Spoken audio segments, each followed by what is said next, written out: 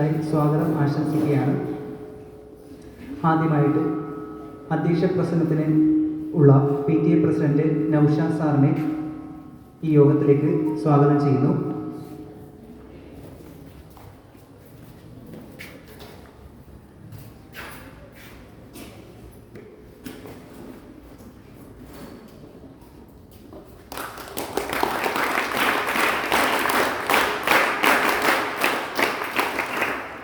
ഈ യോഗം ഉദ്ഘാടനം ചെയ്യുന്ന ജയേന്ദ്രൻ പിള്ള സാറിനെ, ഈ സ്കൂളിൻ്റെ HM ആയ ജയേന്ദ്രൻ പിള്ള സാറിനെ ഈ യോഗത്തിലേക്ക് സ്വാഗതം ചെയ്യുന്നു.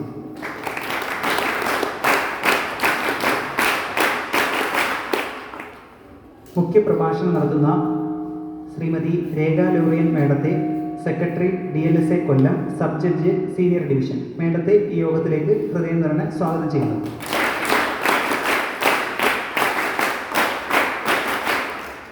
അടുത്തതായി അഡ്വക്കേറ്റ് സ്മിത A. ഫദ്രൻ മേഡത്തെ, പാനൽ അഡ്വക്കേറ്റ് TLSC കരുനാഗപ്പള്ളി, ഈ മേഡത്തെ ഈ യോഗത്തിലേക്ക് സ്വാഗതം ചെയ്യുന്നു.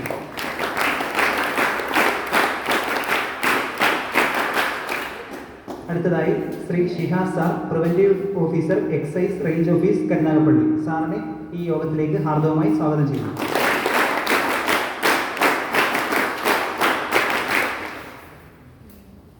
അടുത്തതായി അധ്യക്ഷ പ്രസംഗം PTA പ്രസിഡന്റ് നൗഷാദ് സാറിനെ ക്ഷണിക്കുന്നു.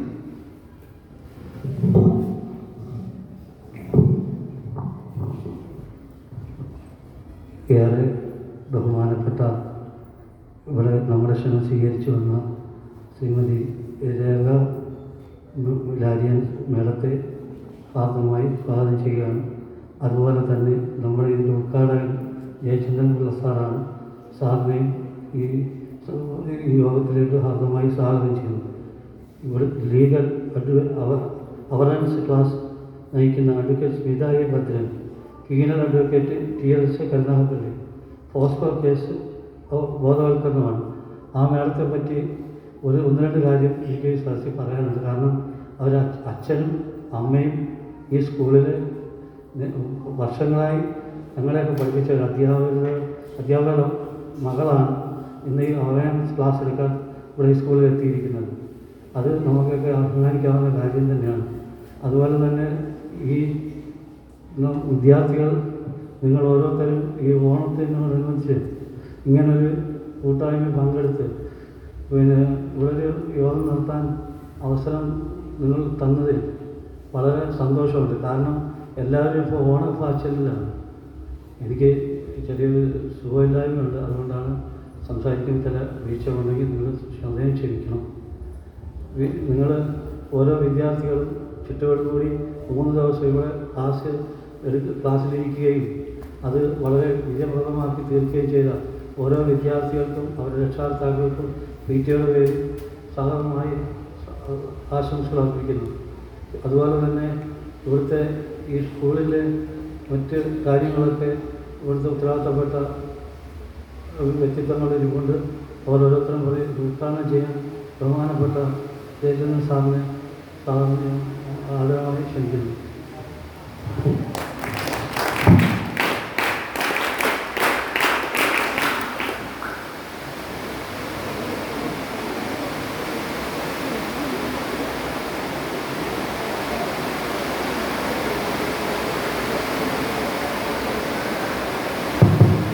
ക്ഷമിക്കുക. അടുത്തതായിട്ട് ഉദ്ഘാടനം നടത്താനായിട്ടും മുഖ്യപ്രഭാഷണത്തിനുമായിട്ട് ശ്രീമതി രേഖ ലോറിയൻ മേഡത്തെ ക്ഷണിച്ചുകൊള്ളുന്നു. Secretary DLSA Kollam, sub judge senior division, legal awareness ക്ലാസ്സാണ് മേഡം എടുക്കുന്നത്. Thank U.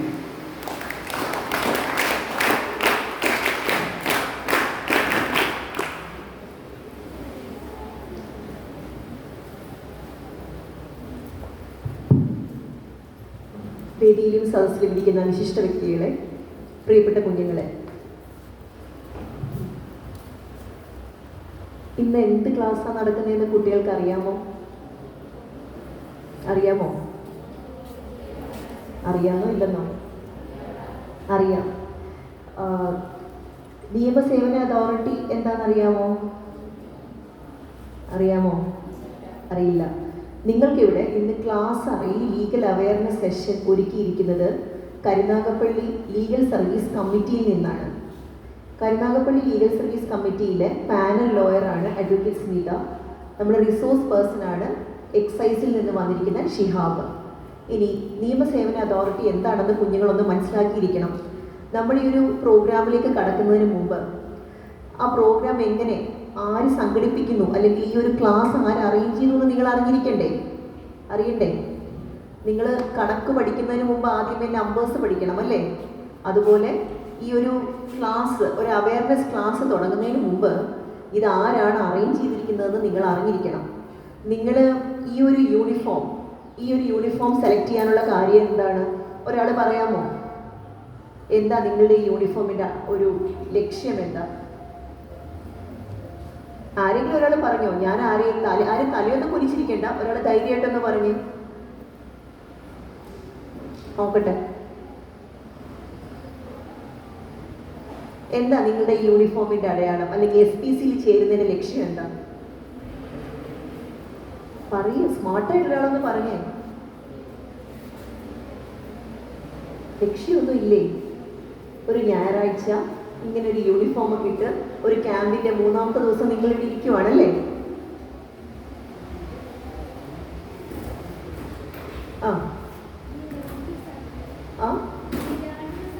We learn to serve അല്ലേ? അതെ, ഇരിക്കും. അപ്പോൾ ഈ സെർവ് ചെയ്യാൻ തീരുമാനിച്ചിരിക്കുന്ന നിങ്ങൾ തീർച്ചയായിട്ടും ലീഗൽ സർവീസസ് അതോറിറ്റി അല്ലെങ്കിൽ ജില്ലാ നിയമസേവന അതോറിറ്റി എന്താണെന്ന് നിങ്ങൾ അറിഞ്ഞിരിക്കണം. അതുകൊണ്ടാണ് ഞാൻ ചോദിച്ചത്. നിങ്ങളുടെ ബാച്ചിൽ നിങ്ങളെപ്പോലെ തന്നെയുള്ള കുറച്ച് കുട്ടികൾ കഴിഞ്ഞ ദിവസം കൊല്ലം ജില്ലാ കോടതി കാണാൻ വന്നിരുന്നു. അവരും എന്നോട് ഈ ഉത്തരം തന്നെയാണ് പറഞ്ഞത്. അത് നിങ്ങൾക്ക് ടീച്ചേഴ്സ് പറഞ്ഞു തന്നിരിക്കുന്നതാണല്ലേ, നിങ്ങളുടെ ലക്ഷ്യം ഇതാണ്. പക്ഷെ ആ ലക്ഷ്യത്തിലേക്കുള്ള യാത്ര നമ്മളൊരു ക്യാമ്പിൽ പങ്കെടുത്തത് കൊണ്ട് മാത്രം തീരുന്നില്ല. ബഹുമാനപ്പെട്ട സുപ്രീം കോടതിയെ കുറിച്ച് നിങ്ങൾ കേട്ടിട്ടുണ്ടോ? ഏത് ക്ലാസ്സിലാണ് നിങ്ങളൊക്കെ? 9th ആണോ? 9th standard. ഓക്കെ. അപ്പം ബഹുമാനപ്പെട്ട സുപ്രീം കോടതി എന്താണെന്ന് അറിയാം, ഹൈക്കോടതി എന്താണെന്ന് അറിയാം, ശരിയല്ലേ? വായിച്ചിട്ടുണ്ടോ? എവിടെയെങ്കിലും ഉണ്ടോ? കേട്ടിട്ടുണ്ടോ? ഹിസ്റ്ററി ക്ലാസ്സിൽ കേട്ടിട്ടുണ്ടല്ലേ? അപ്പോൾ ബഹുമാനപ്പെട്ട സുപ്രീം കോടതി സാധാരണക്കാരായ ജനങ്ങൾക്ക് നീതി ലഭിക്കാനായി, നിങ്ങൾ പറഞ്ഞല്ലോ നിങ്ങളുടെ ഉദ്ദേശം എന്താ? ടു സെർവ് അതേഴ്സ് അല്ലേ? അതുപോലെ ബഹുമാനപ്പെട്ട സുപ്രീം കോടതി സാധാരണക്കാർക്ക് നീതി ലഭ്യമാക്കുവാൻ വേണ്ടി എസ്റ്റാബ്ലിഷ് ചെയ്ത ഒരു അതോറിറ്റിയാണ് നിയമസേവന അതോറിറ്റി. അത് നമുക്ക് നാഷണൽ ലെവലിൽ, അതായത് ഡൽഹിയിൽ നാഷണൽ ലീഗൽ സർവീസസ് അതോറിറ്റി ഉണ്ട്. ഈ നാഷണൽ ലീഗൽ സർവീസസ് അതോറിറ്റിയുടെ കീഴിൽ ഓരോ സ്റ്റേറ്റിലും സ്റ്റേറ്റ് ലീഗൽ സർവീസസ് അതോറിറ്റി ഉണ്ട്. അപ്പോൾ നമ്മുടെ കേരളത്തിൽ ഹെൽസ അല്ലെങ്കിൽ കേരള ലീഗൽ സർവീസസ് അതോറിറ്റി എറണാകുളത്ത് പ്രവർത്തിക്കുന്നു. ഇത്രയും മനസ്സിലായോ? ഇനി ഇതിൻ്റെ ലക്ഷ്യം പറഞ്ഞു തരാം. നമുക്ക് 14 ജില്ലകളിലും ഓരോ ജില്ലാ നിയമസേവന അതോറിറ്റികളുണ്ട്. ഓരോ ജില്ലയിലും കമ്മിറ്റി, ഓരോ താലൂക്കിലും ലീഗൽ സർവീസസ് കമ്മിറ്റി ഉണ്ട്. ഇനി എന്തിനാ ഇത്രയധികം ഇങ്ങനെ സ്ഥാപനങ്ങൾ എസ്റ്റാബ്ലിഷ് ചെയ്തിരിക്കുന്നത്? അത് നിങ്ങൾ അറിഞ്ഞിരിക്കണം. കാരണം നിങ്ങൾ സെർവ് ചെയ്യാൻ തീരുമാനിച്ചിരിക്കുന്നവരാണ് അല്ലേ? ഈ നിയമസേവന അതോറിറ്റിയുടെ മോട്ടോ നിങ്ങൾ പറഞ്ഞതുപോലെ ഞങ്ങൾക്കൊരു മോട്ടോ ഉണ്ട്, അതായത് access to justice for all. മനസ്സിലായോ? എല്ലാവർക്കും നീതി ലഭ്യമാക്കുക. അതിനുവേണ്ടി ജില്ലാ നിയമസേവന അതോറിറ്റി, പോട്ടെ ജില്ല എന്ന് വേണ്ട, നിയമസേവന അതോറിറ്റി ചെയ്യുന്നത് സൗജന്യമായി നിയമസഹായം നൽകുക. ഒരു കേസ് വന്നാൽ എല്ലാവർക്കും ഒരുപോലെ അഡ്വക്കേറ്റിന് ഫീസ് കൊടുക്കാൻ കെൽപ്പുള്ളവരായിരിക്കില്ല, ശരിയല്ലേ? നമ്മൾ കോൺസ്റ്റിറ്റ്യൂഷൻ പഠിക്കുന്നുണ്ട് 9ലും 10ലും ഒക്കെ കുറച്ച് അല്ലേ? അതിന് പറയുന്നുണ്ട് റൈറ്റ് ടു ഇക്വാളിറ്റി, എല്ലാവർക്കും സമത്വം നൽകുക. അപ്പോൾ എല്ലാവർക്കും ഒരുപോലെ അവകാശം നൽകുമ്പോൾ നിങ്ങൾ തന്നെ ചിന്തിച്ച് നോക്കിയേ, എല്ലാവർക്കും ഒരുപോലെ കോടതിയെ സമീപിക്കാനായി സാമ്പത്തിക ശേഷിയുള്ളവരാണോ? അല്ല. അപ്പോൾ അങ്ങനെ വരുമ്പോൾ സാമ്പത്തികമായിട്ട് ഒരു അഡ്വക്കേറ്റിനെ ഫീസ് കൊടുത്ത് വയ്ക്കാനായിട്ട് സാധിക്കാത്ത ആളുകൾക്ക് ഫ്രീ ആയിട്ട് നിയമസഹായം നൽകാൻ നിയമസേവന അതോറിറ്റിക്ക് ഒരു പാനൽ ഓഫ് ലോയേഴ്സ് ഉണ്ട്. ആ പാനലിൽ വരുന്ന ഒരു അഡ്വക്കേറ്റാണ് അഡ്വക്കേറ്റ് സ്മിത. അപ്പോൾ നമ്മൾ കൊല്ലം ജില്ലയിൽ ആർക്കെങ്കിലും സൗജന്യമായി നിയമസഹായം വേണമെങ്കിൽ കൊല്ലം ജില്ലാ നിയമസേവന അതോറിറ്റിയോ, അതുപോലെ കരുനാഗപ്പള്ളി താലൂക്കിൽ വരുന്നവർക്ക് കരുനാഗപ്പള്ളി നിയമസേവന കമ്മിറ്റിയും ഉണ്ട്, നിങ്ങൾക്ക് സമീപിക്കാം. ഇനി നിങ്ങളുടെ അടുത്തേക്ക് ഇന്ന് ഈ ക്ലാസ്സുമായി എത്താനുള്ള കാര്യം അതറിയണ്ടേ? ലീഗൽ സർവീസ് അതോറിറ്റിക്ക് ഓരോ വിഭാഗക്കാർക്ക് വേണ്ടിയും ഓരോ സ്കീമുകളുണ്ട്. ഈ സ്കീമുകളിൽ കുട്ടികൾക്ക് നിയമസഹായം ലഭിക്കുവാനും നിയമത്തിനെക്കുറിച്ച് അവബോധം നൽകുവാനുമുള്ള സ്കീമിൻ്റെ ഭാഗമായിട്ടാണ് ഇന്ന് നിങ്ങൾക്ക് വേണ്ടി ഈ ക്ലാസ് ഇവിടെ ഒരുക്കിയിരിക്കുന്നത്. പ്രായമുള്ളവർക്ക്, അതായത് 60 വയസ്സ് കഴിഞ്ഞവർക്ക് പ്രത്യേക സ്കീമുണ്ട്, യൂത്തിന് വേണ്ടി പ്രത്യേകം സ്കീമുണ്ട്. അങ്ങനെ ഓരോ കാറ്റഗറി ആളുകൾക്ക് വേണ്ടി, സ്ത്രീകൾക്ക് വേണ്ടി പ്രത്യേക സ്കീമുണ്ട്. ഒരു സമൂഹത്തിലുള്ള ഓരോ സ്ട്രാറ്റ, ഓരോ തലങ്ങളിൽ ജീവിക്കുന്നവർക്ക് വേണ്ടിയും പ്രത്യേകം സ്കീമുകൾ ലീഗൽ സർവീസസ് അതോറിറ്റിക്കുണ്ട്.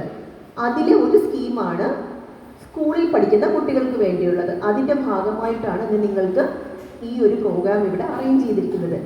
നിങ്ങളെല്ലാവരും വായിക്കുകയും പഠിക്കുകയും ഒക്കെ ചെയ്യുന്ന മക്കളാണ്.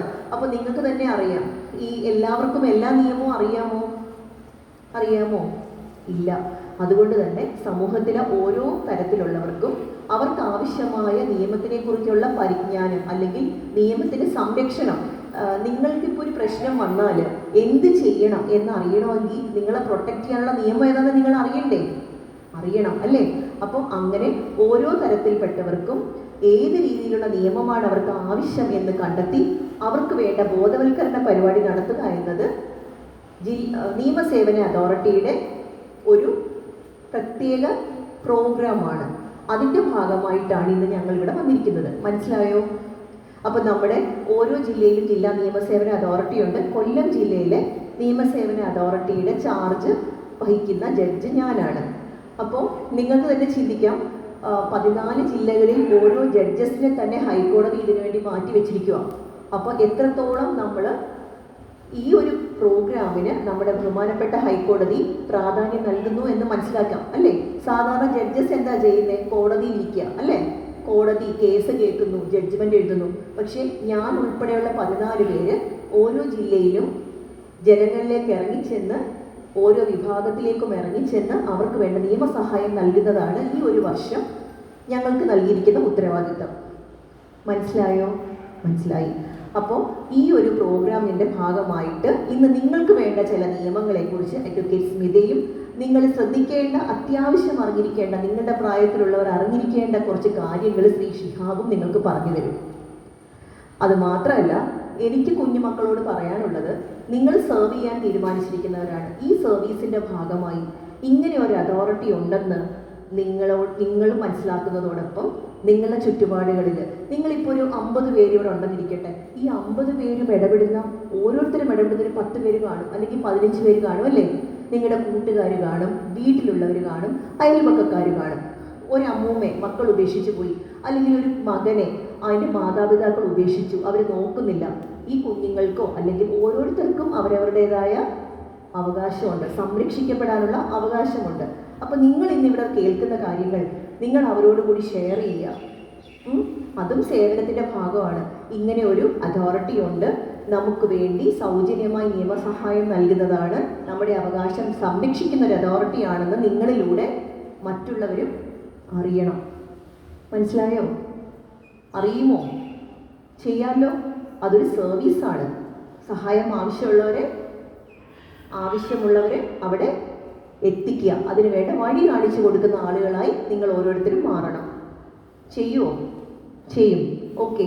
അപ്പോൾ ഇന്നത്തെ നിങ്ങളുടെ ഈ ഒരു ലീഗൽ അവയർനെസ് സെഷൻ ഞാൻ ഒഫീഷ്യലി ഉദ്ഘാടനം ചെയ്യുകയാണ്. മക്കൾ ഓരോരുത്തരും ശ്രദ്ധിച്ച് കേൾക്കുക.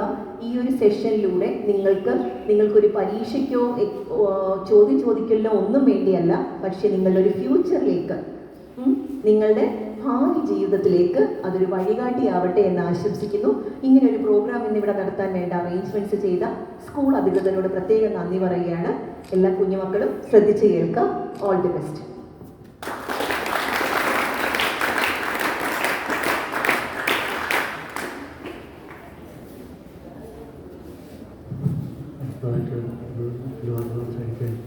നമ്മുടെ അച്ഛൻ കേച്ചന്ദ്രൻ സാറിനെ ക്ഷണിച്ചു കൊടുക്കുന്നു.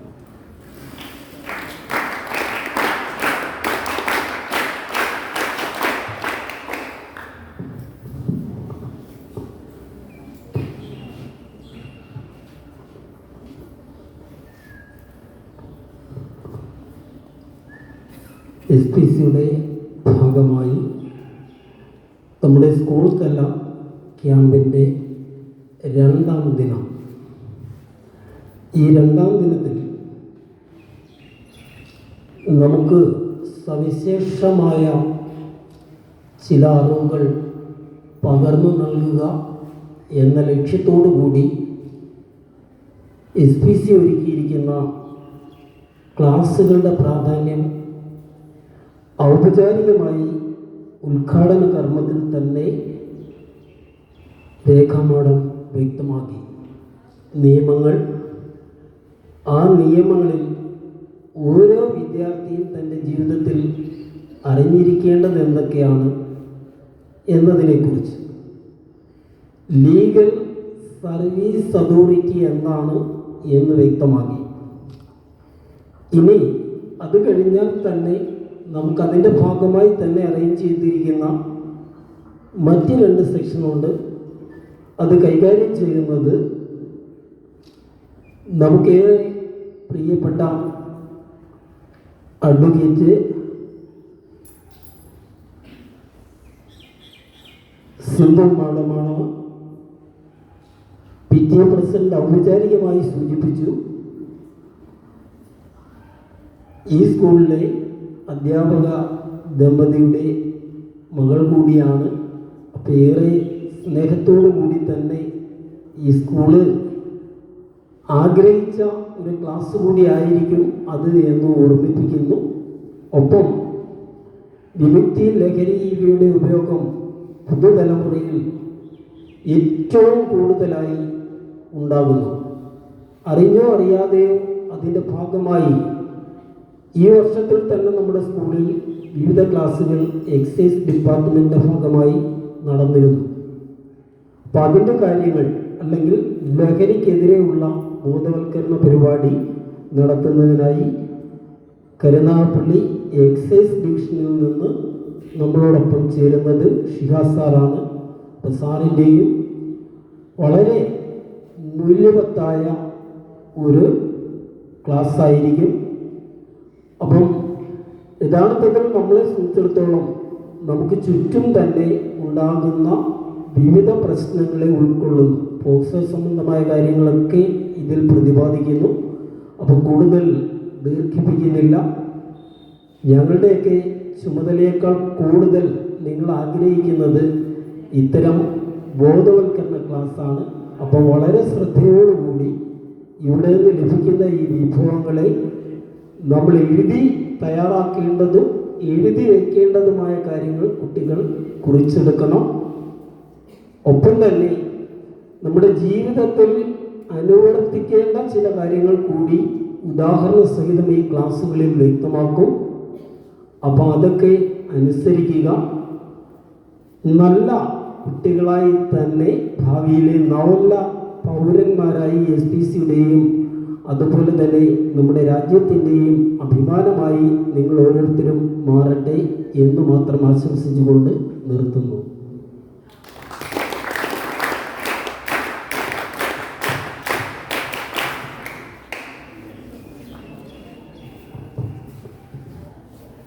ഉദ്ഘാടനം നടത്തിയ ശ്രീമതി രേഖ ലോറിയൻ മേഡത്തിന് സ്കൂൾ SPC യൂണിറ്റിൻ്റെ സ്നേഹോപഹാരം സമ്മാനിക്കുന്നതിനായി ബഹുമാനപ്പെട്ട HM ജയേന്ദ്രപിള്ള സാറിനെ ക്ഷണിച്ചുകൊള്ളുന്നു. ആദരവ് ഏറ്റുവാങ്ങാൻ ബഹുമാനപ്പെട്ട രേഖ ലോറിയൻ മേഡത്തെ ക്ഷണിക്കുന്നു.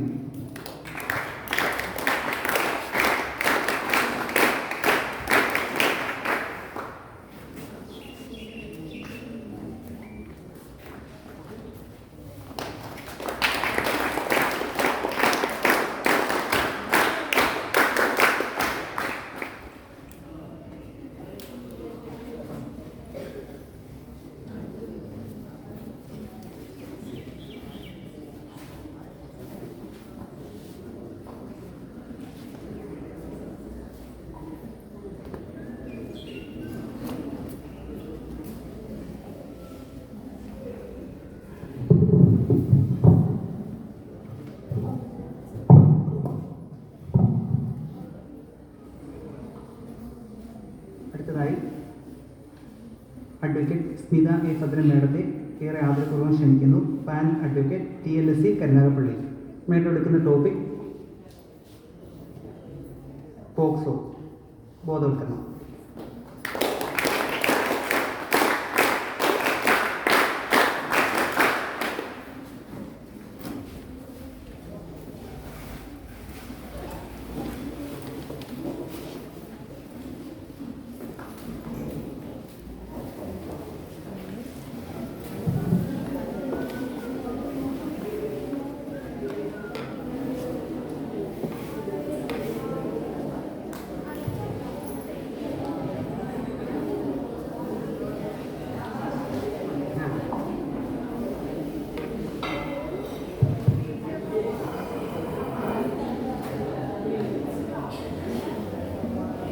എല്ലാരും ഭയങ്കര താളബോധമുള്ളവരാ.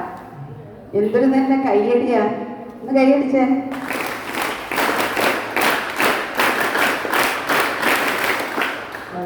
ഇഷ്ടപ്പെട്ടു. ഞാൻ നിങ്ങളെപ്പോലെ ഈ സ്കൂളിൽ പഠിച്ചതാ. നിങ്ങളുടെ പ്രസിഡന്റ് പറഞ്ഞത് കേട്ടല്ലോ.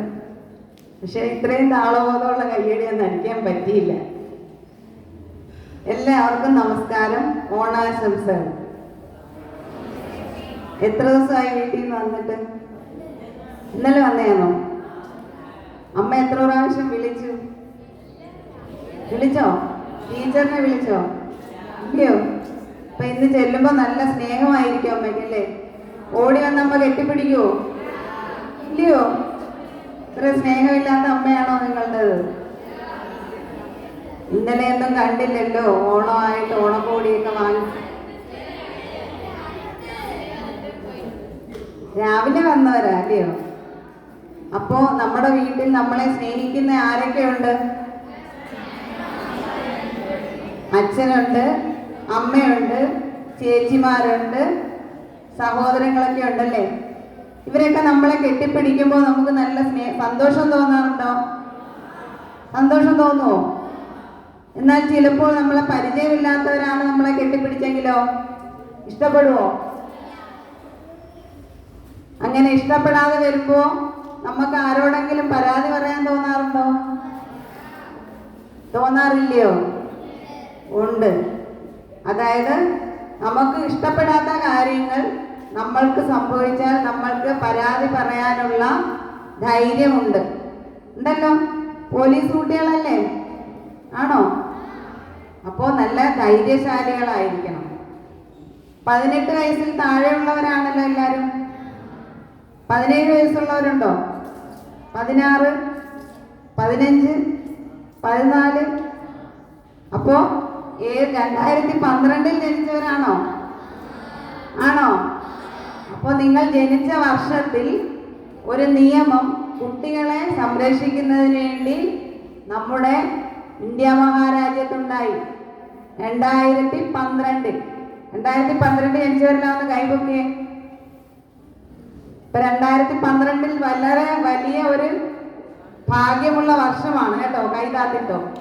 2012 കുട്ടികൾക്ക് വലിയ ഒരു കവചം തീർത്തുകൊണ്ട് ഇന്ത്യ നിർമ്മിച്ച ഒരു നിയമത്തെ പറ്റി പറയാനാണ് ഞാൻ നിങ്ങളെ കാണാൻ വന്നത്. നിയമത്തിന്റെ പേര് അറിയാമോ? ഇവിടെ പറഞ്ഞോ? എന്തുവാ? പോക്സോ. പോക്സോ എന്ന് പറയുന്നത് ഒരു ചെറിയ SPC എന്ന് പറഞ്ഞാൽ എന്താ? സ്റ്റുഡന്റ് SPC ഫുൾ ഫോം പറയും. സ്റ്റുഡന്റ് പോലീസ് കേഡറ്റ് എന്ന വാക്കിനെയാണ് നമ്മൾ SPC എന്ന് പറഞ്ഞു നിർത്തിയത്. അതുപോലെ പോക്സോ എന്ന വാക്കിനും ഒരു ഫുൾ ഫോം ഉണ്ട്. പ്രൊട്ടക്ഷൻ ഓഫ് ചിൽഡ്രൻ ഫ്രം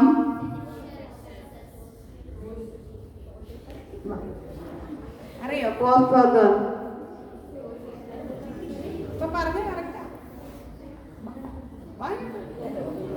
ഒരാൾ എഴുന്നേറ്റ് വന്ന് പറഞ്ഞേ പോക്സോയുടെ ഫുൾ ഫോം. പോലീസുകാർക്ക് ധൈര്യം ഇല്ലെന്ന് പറഞ്ഞാൽ പിന്നെ ഞങ്ങളെ പോലുള്ളവരെന്ത് ചെയ്യും?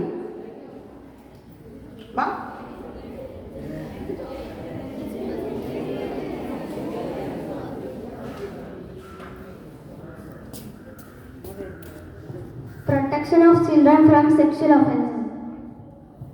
Protection of Children from Sexual Offences Act 2012. മറക്കോ ഇനി? നിങ്ങൾക്ക് സംരക്ഷിക്കാനുള്ള നിയമത്തിന്റെ പേര് മറക്കോ? ഇല്ല. പ്രൊട്ടക്ഷൻ എന്ന് പറഞ്ഞാൽ എന്താ? നിങ്ങൾക്ക് എന്താ ഇത്ര പ്രൊട്ടക്ഷൻ വേണ്ടത്? സ്വന്തമായിട്ട് തീരുമാനമെടുക്കാനും നിയമങ്ങളൊക്കെ പാലിക്കാനും എല്ലാം ഉള്ള കഴിവിലെത്തിയിട്ടുണ്ടോ നിങ്ങൾ എല്ലാവരെയും സംബന്ധിച്ച് ആരാ? കുട്ടികൾ. അപ്പോ 18 വയസ്സിൽ താഴെയുള്ളവന് ഡ്രൈവിംഗ് ലൈസൻസ് കൊടുക്കുന്നില്ല. കൊടുക്കുന്നുണ്ടോ? അപ്പോ നല്ലതും ചീത്തയും ഒക്കെ തിരിച്ചറിയാൻ കഴിയാത്ത ഈ പ്രായത്തിൽ നിങ്ങൾക്ക് പ്രത്യേകമായ ഒരു നിയമം നിർമ്മിച്ച് നിങ്ങൾക്ക് ചുറ്റും ഒരു കവചം അഥവാ പ്രൊട്ടക്ഷൻ തീർക്കുന്ന നിയമമാണ് protection of children from sexual offences act 2012. എന്തായിരിക്കും ഈ പ്രൊട്ടക്ഷൻ? എന്തിനെയായിരിക്കും നിങ്ങൾ പ്രൊട്ടക്ട് ചെയ്യുന്നത് നിയമത്തിലൂടെ? നിങ്ങളുടെ ശരീരത്തിനെതിരെ നടക്കുന്ന അതിക്രമങ്ങൾ, അത് സെക്ഷൽ ഒഫൻസസ് എന്നാണ് നമ്മളിവിടെ പറഞ്ഞത്. ലൈംഗികമായ പീഡനങ്ങൾ. ലൈംഗിക പീഡനം എന്ന് പറഞ്ഞാൽ നമുക്ക് നമ്മുടേതായിട്ടുള്ള, നമ്മുടെ അധികാരമുള്ള നമ്മുടെ ശരീരത്തെ നമ്മുടെ അനുവാദം ഉണ്ടെങ്കിലും ഇല്ലെങ്കിലും മറ്റൊരാൾ, അപരിചിതനോ പരിചിതനോ ആരോ, അന്ധോ ബന്ധുവോ ആരോ ആവട്ടെ, അവർ പീഡിപ്പിക്കുന്നതിനെ ലൈംഗിക പീഡനം എന്ന് നമ്മൾ പറയുന്നു. പ്രത്യേകമായി നമ്മൾക്ക് സംരക്ഷിക്കേണ്ടതായ ശരീരഭാഗങ്ങളുണ്ട് നമുക്ക്, അല്ലേ? എല്ലാവരും ഡ്രസ്സൊക്കെ ചെയ്ത് വൃത്തിയായിട്ടല്ലേ ഇവിടെ ഇരിക്കുന്നത്? നമ്മൾ വീട്ടിൽ നിൽക്കുന്ന പോലെയാണോ ഇവിടെ വരുന്നത്? അല്ല. നമുക്ക് നമ്മുടെ ശരീരത്തെ എങ്ങനെ പ്രൊട്ടക്റ്റ് ചെയ്യണം, വസ്ത്രധാരണത്തിലൂടെ ആയാലും എങ്ങനെയാണ് സംരക്ഷിക്കേണ്ടതെന്ന് നമുക്കറിയാം. നിങ്ങൾ നീന്തൽ പഠിക്കാൻ പോകുന്നവരുണ്ടോ? ആരാ ഉള്ളത്? നീന്തൽ പഠിക്കാൻ പോകുന്ന ആരാ ഉള്ളത്? നീന്തൽ പഠിക്കാൻ പോകുമ്പോൾ നമ്മൾ ധരിക്കുന്ന ഡ്രസ്സിന്റെ പേരെന്താ? Swimsuit. വേറെ പേരുണ്ടോ? സ്വിം സ്യൂട്ടിന്റെ ഷേപ്പ് എങ്ങനെയാ? ഒട്ടിപ്പിടിച്ചിരിക്കും. നേരത്തെ ഒട്ടിപ്പിടിച്ചിരിക്കും. ആ ഡ്രസ്സ് സ്വിം സ്യൂട്ട് മറയ്ക്കുന്ന ഭാഗങ്ങൾ ചെറിയ പെൺകുട്ടികൾക്കും ആൺകുട്ടികൾക്കും വ്യത്യസ്തമാണല്ലോ. ആണല്ലോ? അത് നിങ്ങൾ കണ്ടിട്ടുണ്ടോ ആ ഡ്രസ്സ്? അപ്പൊ അങ്ങനെ ഒരു സ്വിം സ്യൂട്ട് ധരിക്കുന്ന, അപ്പോൾ മറയ്ക്കുന്ന ശരീരഭാഗങ്ങൾ എന്ന് പറയുന്നത് നമ്മളുടെ സ്വകാര്യമായ ശരീരഭാഗങ്ങളാണെന്ന് മനസ്സിലാക്കുക.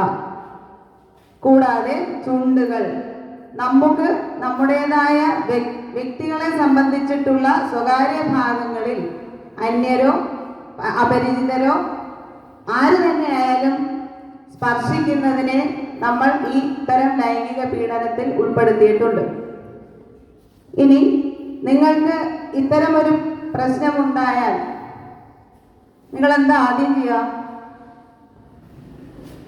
നേരത്തെ ഞാൻ പറഞ്ഞല്ലോ, നമ്മൾ വീട്ടിൽ ചെല്ലുമ്പോൾ അന്ന് അമ്മ കെട്ടിപ്പിടിക്കുന്നു. ബുദ്ധിമുട്ടുണ്ടോ? അപരിചിതനായ ഒരാൾ വന്ന് നമ്മളെ കെട്ടിപ്പിടിക്കുന്നു.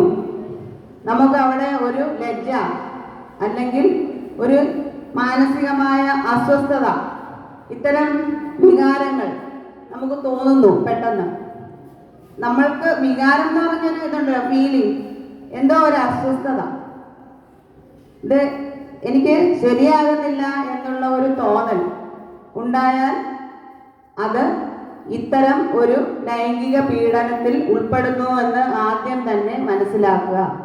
ഇത്തരം പീഡനങ്ങളിൽ നിന്ന് നിങ്ങൾക്ക് എന്തുണ്ട്? ഒരു കവചമുണ്ട്. ആ കവചത്തെ പറ്റിയാണ് നമ്മളിപ്പോൾ പറഞ്ഞുകൊണ്ടിരിക്കുന്നത്, പോക്സോ ആക്ട്. ആ കവചം നമ്മൾ എങ്ങനെ ഉപയോഗിക്കണം എന്ന് മാത്രം നമ്മൾ മനസ്സിലാക്കുക. നിങ്ങളുടെ ശരീരത്തിന്റെ ഉടമസ്ഥനാരാ? നിങ്ങൾ തന്നെ, അല്ലയോ? വേറൊരാൾക്കും അതിൻ്റെ മേൽ യാതൊരു അധികാരവുമില്ല. അപ്പോ ഇപ്പൊ നിങ്ങൾ 2 തരം സ്പർശനം പറഞ്ഞു. അമ്മ നിങ്ങളെ കെട്ടിപ്പിടിക്കുന്നു. അങ്ങനെയുള്ള സ്പർശനത്തെ നമ്മൾ നല്ല സ്പർശനം എന്നല്ലേ കരുതുന്നത്. അന്യനും അപരിചിതനുമായ യുവകനുമായ ഒരാൾ അല്ലെങ്കിൽ നമ്മളുടെ ബന്ധത്തിൽ തന്നെ ഉള്ള ഒരാൾ സ്പർശിക്കുമ്പോൾ നമ്മൾക്ക് അസ്വസ്ഥതയും ലജ്ജയും പേടിയും ഭയവും തോന്നുകയാണെങ്കിൽ അത്തരം സ്പർശനത്തെ നമ്മൾ എന്ത് പറയും? ചീത്ത സ്പർശനം. ഇംഗ്ലീഷ് അറിയാലോ എല്ലാവർക്കും? Good touch, bad touch. രണ്ടു തരം സ്പർശനങ്ങൾ മനസ്സിലാക്കിയല്ലോ. ഇത്തരം സ്പർശനങ്ങൾ ഉണ്ടായാൽ അതിനെ നിങ്ങളുടെ ഭാഷയിൽ ഈ നിയമത്തിൽ കുറ്റകരമാണ് എന്ന് മനസ്സിലാക്കുക. കൂടുതൽ ഗുരുതരമായ കുറ്റങ്ങളാണ് ചെയ്യുന്നതെങ്കിൽ അവർക്ക് നിയമം കൂടിയ ശിക്ഷ കൊടുക്കും. ചെറിയ കുറ്റങ്ങളാണെങ്കിലും ശിക്ഷ കൊടുക്കും.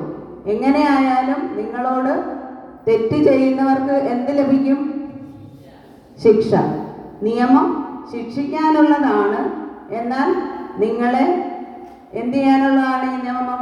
ശിക്ഷിക്കുന്നതിനപ്പുറം നിങ്ങളെ എന്ത് ചെയ്യാനാ? ശിക്ഷയുടെ ഓപ്പോസിറ്റ് എന്തുവാ? ശിക്ഷയുടെ ഓപ്പോസിറ്റ് എന്തുവാണ്? വിപരീത പദം. ശിക്ഷിക്കുക, രക്ഷിക്കുക. ഇത് നിങ്ങളെ ആദ്യം രക്ഷിക്കുന്നു, നിങ്ങളെ ഉപദ്രവിക്കുന്നവരെ ശിക്ഷിക്കുന്നു. ശിക്ഷയും രക്ഷയും ഉറപ്പാക്കുന്ന ഒരു നിയമമാണ് protection of children from sexual offences act 2012.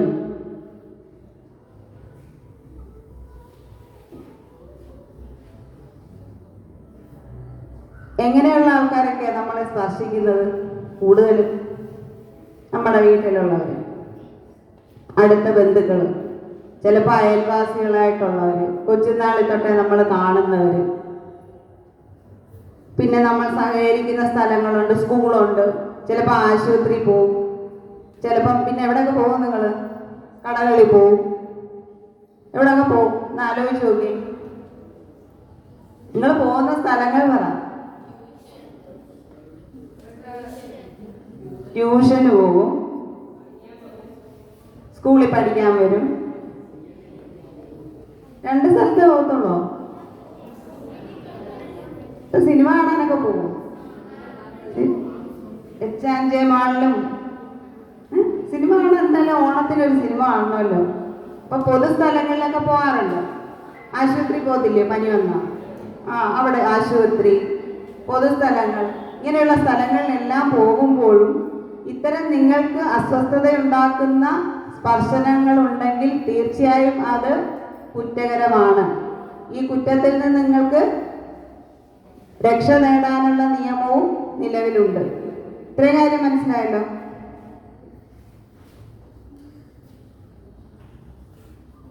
ഇപ്രകാരം നിങ്ങൾക്കോ നിങ്ങൾ അറിയുന്ന ഒരു കൂട്ടുകാരിക്കോ ഒരനുഭവം ഉണ്ടായെന്ന് വയ്ക്കുക, കൂട്ടുകാരനോ അനുഭവം ഉണ്ടായെന്ന് വയ്ക്കുക.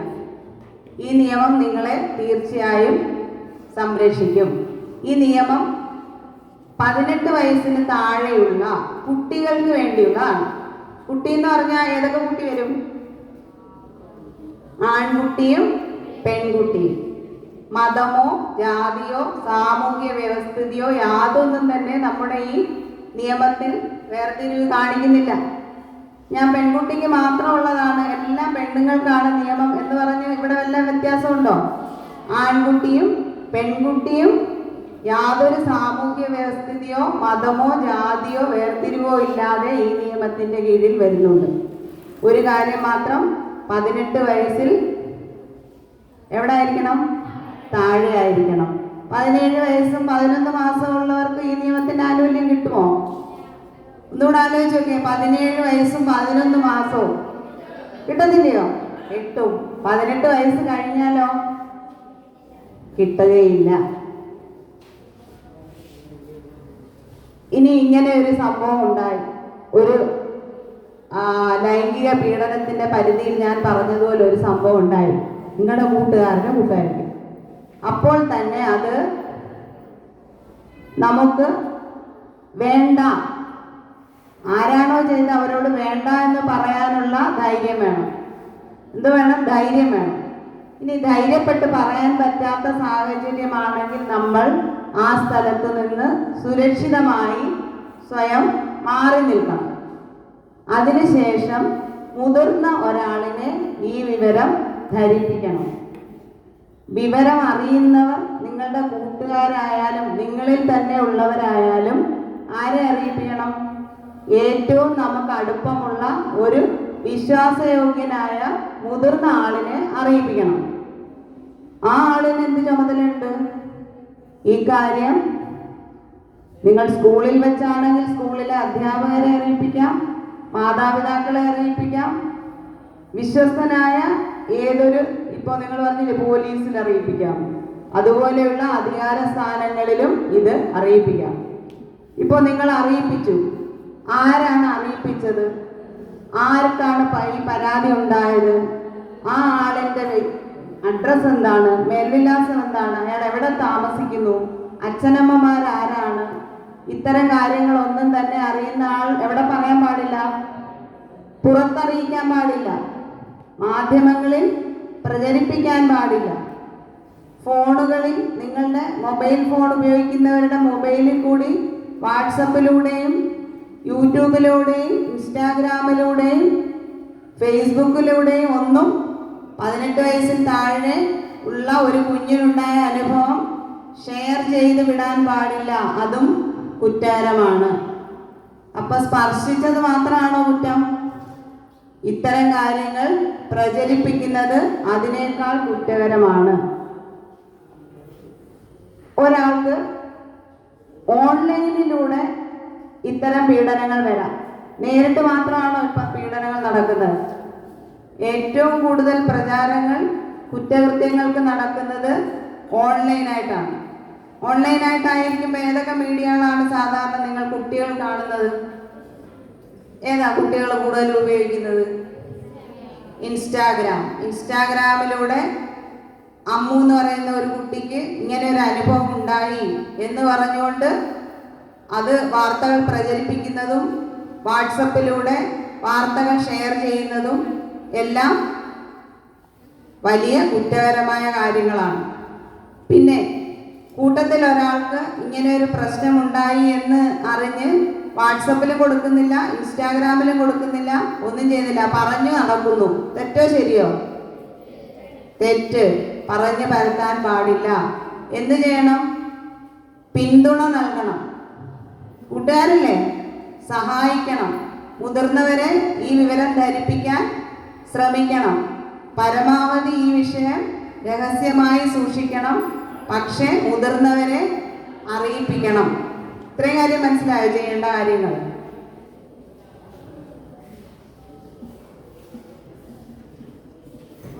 മൊബൈലിനകത്തൂടെയാണ് ഈ കാര്യങ്ങൾ വരുന്നതെങ്കിൽ ഒരാൾ പറയാണ് എനിക്ക് മൊബൈലിൽ കൂടി പരിചയമില്ലാത്ത ഒരാൾ ചീത്ത മെസ്സേജുകൾ അയച്ചു. അപ്പോൾ കൂട്ടുകാരി പറയുകയാണ് നീ അതൊന്നും ഡിലീറ്റ് ചെയ്ത് കളഞ്ഞേരെ. വേണ്ട. എങ്ങനെ ചെയ്യാൻ പാടുണ്ടോ?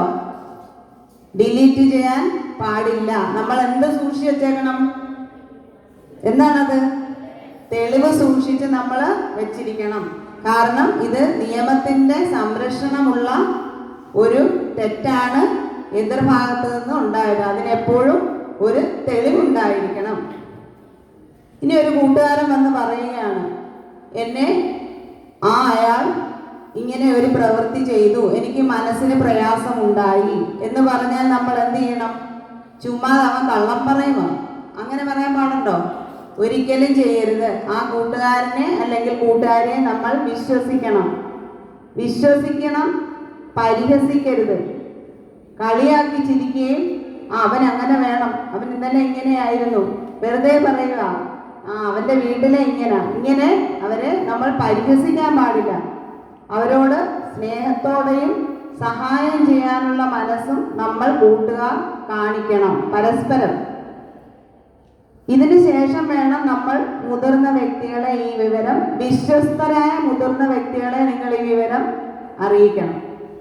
നിങ്ങൾക്ക് ഒരുപാട് ജോലിയുണ്ട് ഇതിനകത്ത് കേട്ടോ. 18 വയസ്സിൽ താഴെയാണ്, ഞങ്ങൾ കുഞ്ഞുങ്ങളാണ് എന്ന് കരുതി ഇരിക്കരുത്. നിങ്ങൾക്ക് ഇതുപോലെ സമൂഹത്തിനെ സഹായിക്കാൻ കഴിയുന്ന ചെറിയ കാര്യങ്ങൾ കൂട്ടുകാർക്ക് വേണ്ടി ചെയ്യാൻ സാധിക്കും.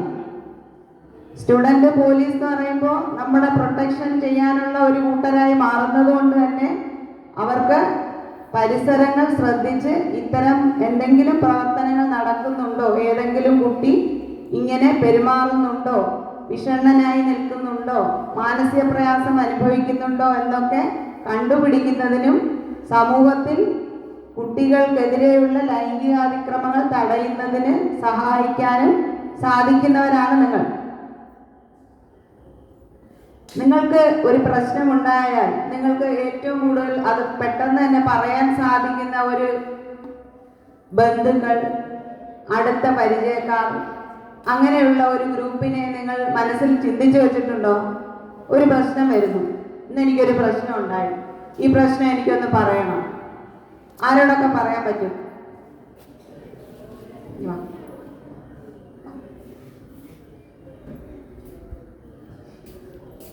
ഒരു ചെറിയൊരു പ്രശ്നം ഉണ്ടായി, മോൾക്കൊരു പ്രശ്നം ഉണ്ടായി, അത് ആരോടൊക്കെ പറയാമെന്ന് അപ്പോൾ അവിടെ തന്നെ ആലോചിക്കും? ടീച്ചേഴ്സിനോടും പാരൻസിനോടും ഫ്രണ്ട്സിനോടും.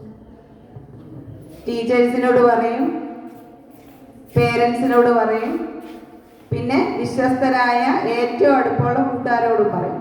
അപ്പോൾ അങ്ങനെ ഒരു സർക്കിൾ നമ്മളെപ്പോഴും കരുതി വെച്ചിരിക്കണം. നമുക്കൊരു പ്രശ്നം വന്നാൽ അത് അവതരിപ്പിക്കാൻ പറ്റിയ ഒരു ഗ്രൂപ്പിനെ എപ്പോഴും നമ്മൾക്ക് ഉള്ളിൽ വിശ്വാസത്തോടെ നമ്മൾ കരുതി വെച്ചിരിക്കണം.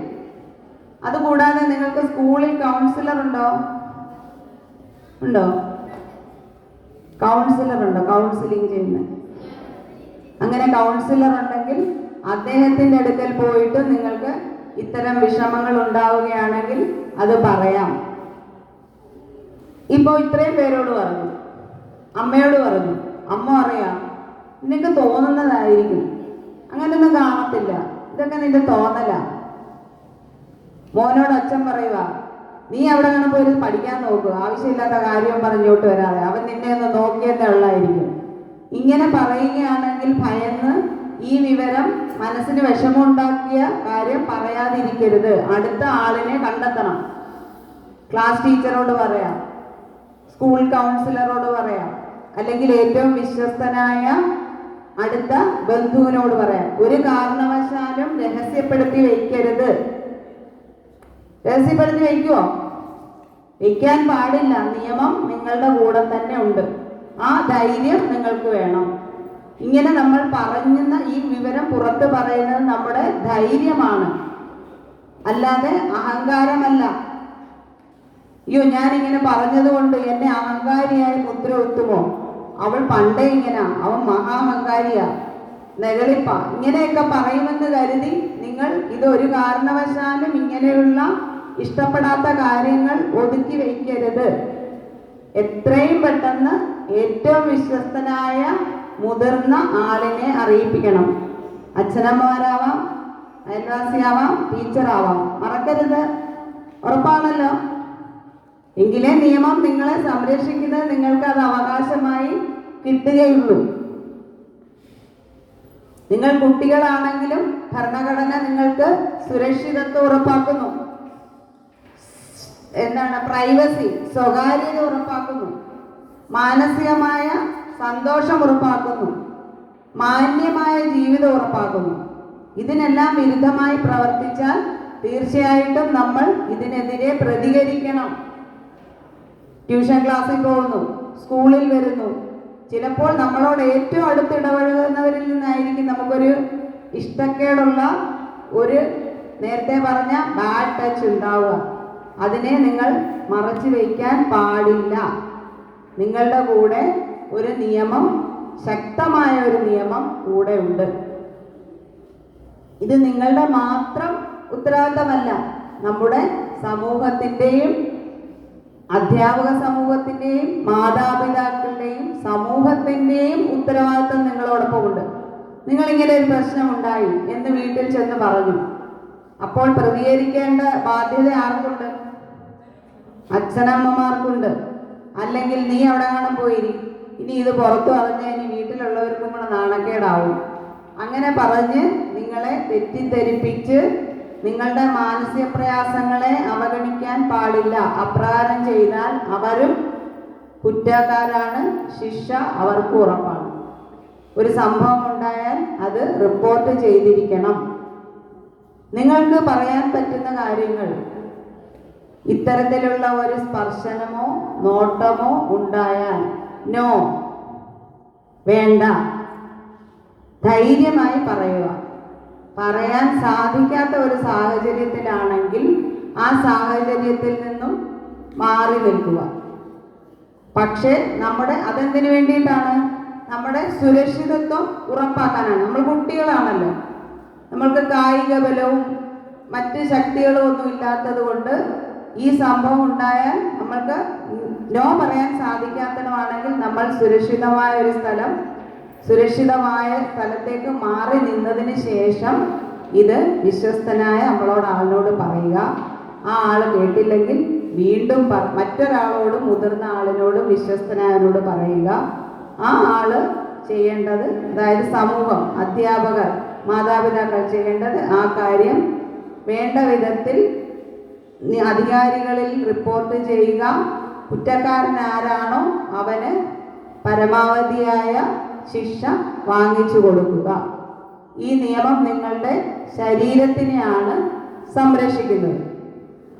ഇത്രയും കാര്യങ്ങൾ നിങ്ങൾക്ക് മനസ്സിലായതിൽ നമുക്ക് നിങ്ങൾക്ക് മനസ്സിലായോ ഇല്ലയോ എന്നറിയാൻ വേണ്ടി ഒരു 5 പേരിക്ക് വന്ന് ഞാൻ കുറച്ച് ഡയലോഗ് പറഞ്ഞുതരാം. ഇത്തിരി ധൈര്യമുള്ള 5 പേരിന് കൂടി വന്നു. അപ്പൊ നമുക്കൊരു നാടകം കളിക്കാം, കൊച്ചു നാടകം. അല്ലേ ഞങ്ങളുടെ പള്ളിക്കൂടത്തിന്റെ മാനങ്ങളായിരുന്നു പ്രസിഡന്റിന്റെ. ഞങ്ങൾ എവിടെല്ലാം പോയി സമ്മാനം വാങ്ങിച്ചുകൊണ്ട് വന്ന ടീമാന്നറിയാം. ഒരാൾ ഒന്നിനുമല്ല, ഞാൻ പറയുന്ന ഡയലോഗ് മാത്രം പറഞ്ഞാൽ മതി. ഇങ്ങനാണോ?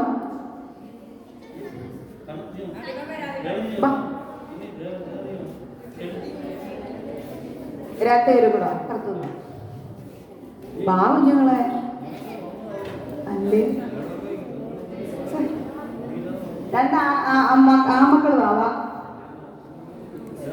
ഇറങ്ങി വേണ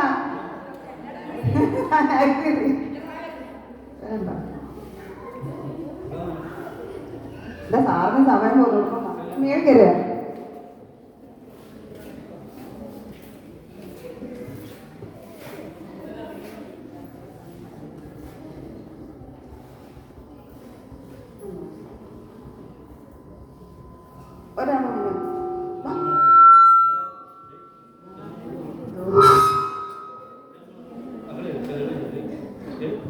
എല്ലാ പോലീസുകാരും വന്നാലോ ഇതോ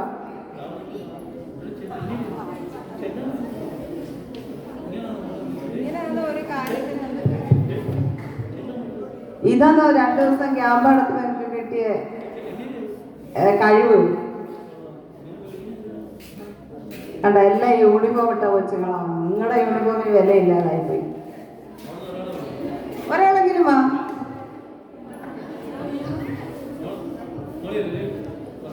ഒരാൺകുട്ടി വാ, എല്ലാം പെൺകൊച്ചുങ്ങളായി. ഞങ്ങൾ പെൺപിള്ളേരെല്ലാം കയറി വിലസേ, ആൺപിള്ളേരെ വിളിച്ചിട്ട് വരുന്നില്ല.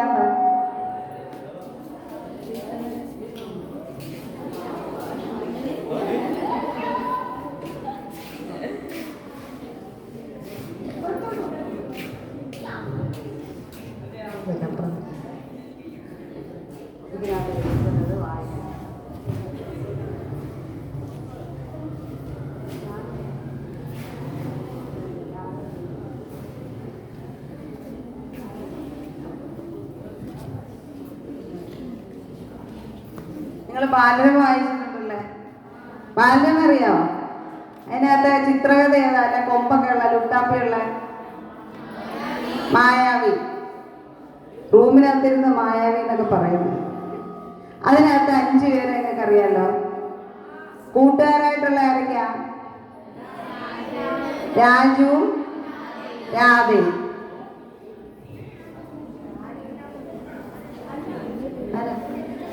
ഇത് രാധ കേട്ടോ, ഇത് രാജു.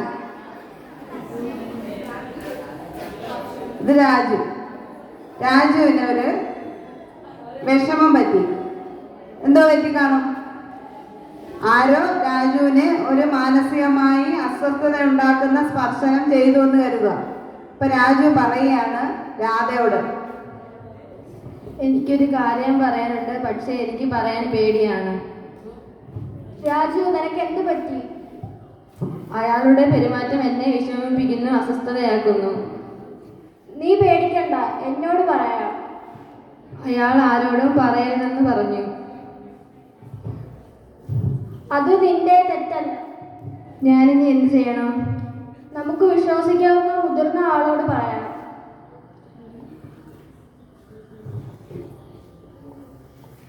രാജുവിനെ രാധയെ കണ്ടല്ലോ. രാജുവിനൊരു വിഷമം വന്നപ്പോ രാധ എന്ത് ചെയ്തു? എന്തോ ചെയ്തു? കൂടെ നിന്നു, പറഞ്ഞു നീ വിഷമിക്കണ്ട, നിനക്ക് ഞാൻ സഹായം ചെയ്യാം, നമുക്ക് മുതിർന്ന ഒരാളോട് പറയാം. ഇത്രയും കാര്യം നിങ്ങളുടെ മനസ്സിലുണ്ടല്ലോ. ഇത് തന്നെ നിങ്ങളുടെ കൂട്ടുകാരോട് ചെയ്യാൻ പാടുള്ളൂ. മറ്റു കുറ്റപ്പെടുത്താൻ പാടില്ല. നീ എവിടായിരുന്നു, ആരായിരുന്നു, എന്തുവായിരുന്നു, ക്വസ്റ്റ്യനുകൾ പാടില്ല. സപ്പോർട്ട് ചെയ്യുക.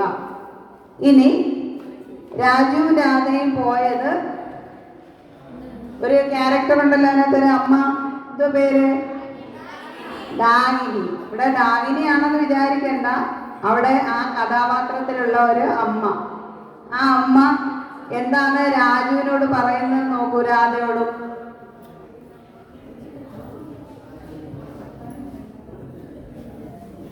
രാജു, നീ പേടിക്കണ്ട, ഞാൻ നിന്നെ ശ്രദ്ധിച്ചു കേൾക്കാം. നീ പറഞ്ഞതെല്ലാം ശരിയാണ്. ഇതിൽ നിന്റെ തെറ്റൊന്നുമില്ല. നിന്റെ സുരക്ഷയാണ് പ്രധാനം. ആദ്യം അത് ഉറപ്പാക്കും. എന്തൊക്കെ പറഞ്ഞു അമ്മ? രാജു, ഇത് നിന്റെ തെറ്റല്ല, ഇതാരുടെയോ തെറ്റാണ്. രാജു, നിന്റെ തെറ്റല്ല, നിന്നെ ഞാൻ ശ്രദ്ധിച്ച് കേൾക്കാം. എപ്പോഴും കുഞ്ഞുങ്ങളെ നമ്മൾ ശ്രദ്ധയോടെ കേൾക്കണം, കുറ്റപ്പെടുത്താൻ പാടില്ല. നിന്റെ സുരക്ഷിതത്വമാണ് എനിക്ക് പ്രധാനം. അമ്മ അവിടെ എന്ത് കൊടുത്തു? സപ്പോർട്ട് കൊടുത്തു, അല്ലേ? ആ കുഞ്ഞുങ്ങളെ രണ്ടുപേരെയും കേട്ടു, അവർക്ക് വേണ്ടുന്ന സപ്പോർട്ട് കൊടുത്തു. ഇനി ഇതിൽ കുറ്റം ചെയ്ത ആരായിരിക്കും? നിങ്ങളുടെ അങ്ങനെയുള്ള ഒരു കഥാപാത്രത്തെ പറയൂ, മായാവിയിലെ കുട്ടൂസൻ. കുട്ടൂസൻ ഇനി വന്നേ. കുട്ടൂസൻ കുറ്റവാളിയാണ്. കുട്ടൂസൻ നിങ്ങളോട് പറയുകയാണ്,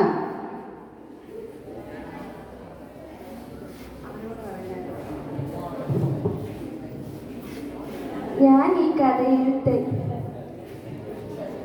ഈ കഥയിൽ തെറ്റായി പെരുമാറിയ കഥാപാത്രമാണ്. ആരെയും പേടിപ്പിച്ച് കൊണ്ട് രഹസ്യം സൂക്ഷിക്കാൻ പറയുന്നത് തെറ്റാണ്.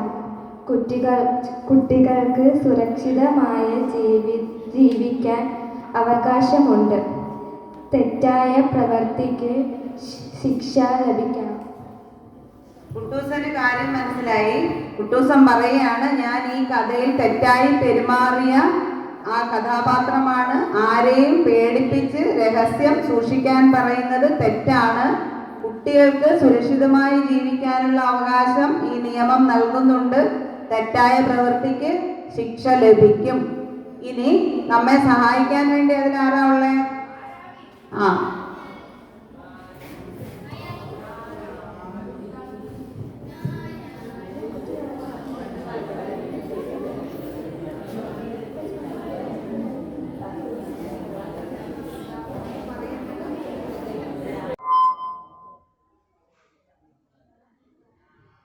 രാജു, നീ അവളെ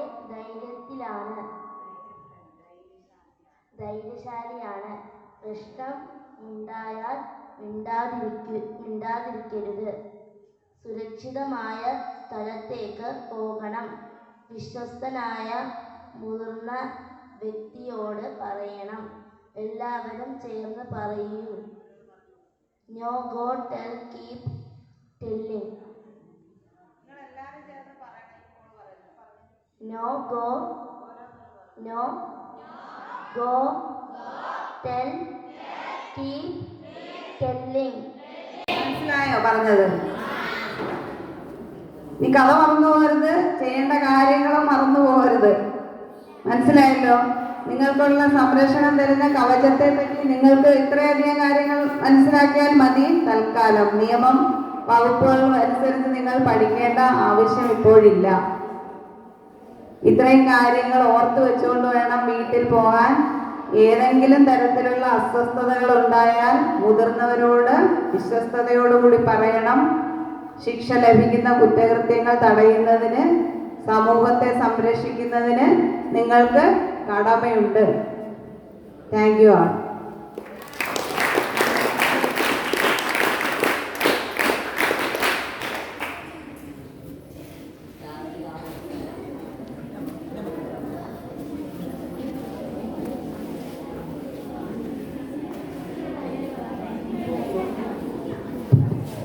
പോക്സോ നിയമത്തെപ്പറ്റി അതിമനോഹരമായ ക്ലാസ് എടുത്ത ശ്രീമതി സ്മിത എ ഭദ്രൻ മേഡത്തിന് SPC യൂണിറ്റിൻ്റെ വക നന്ദി അറിയിക്കുന്നു.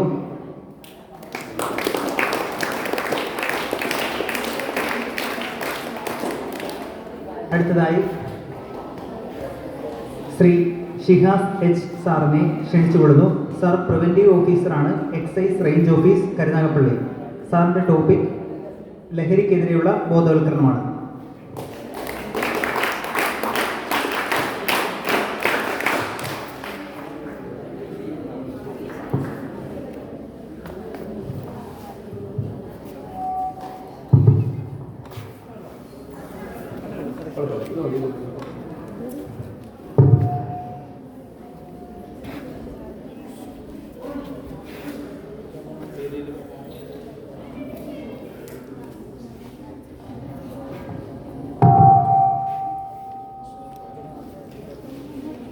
വേദിയിലും സദസ്സിലുമുള്ള വിശിഷ്ട വ്യക്തികളെ, ഏറെ സ്നേഹം നിറഞ്ഞ വിദ്യാർത്ഥിനികളെ, രക്ഷകർത്താക്കളെ, അധ്യാപകരെ,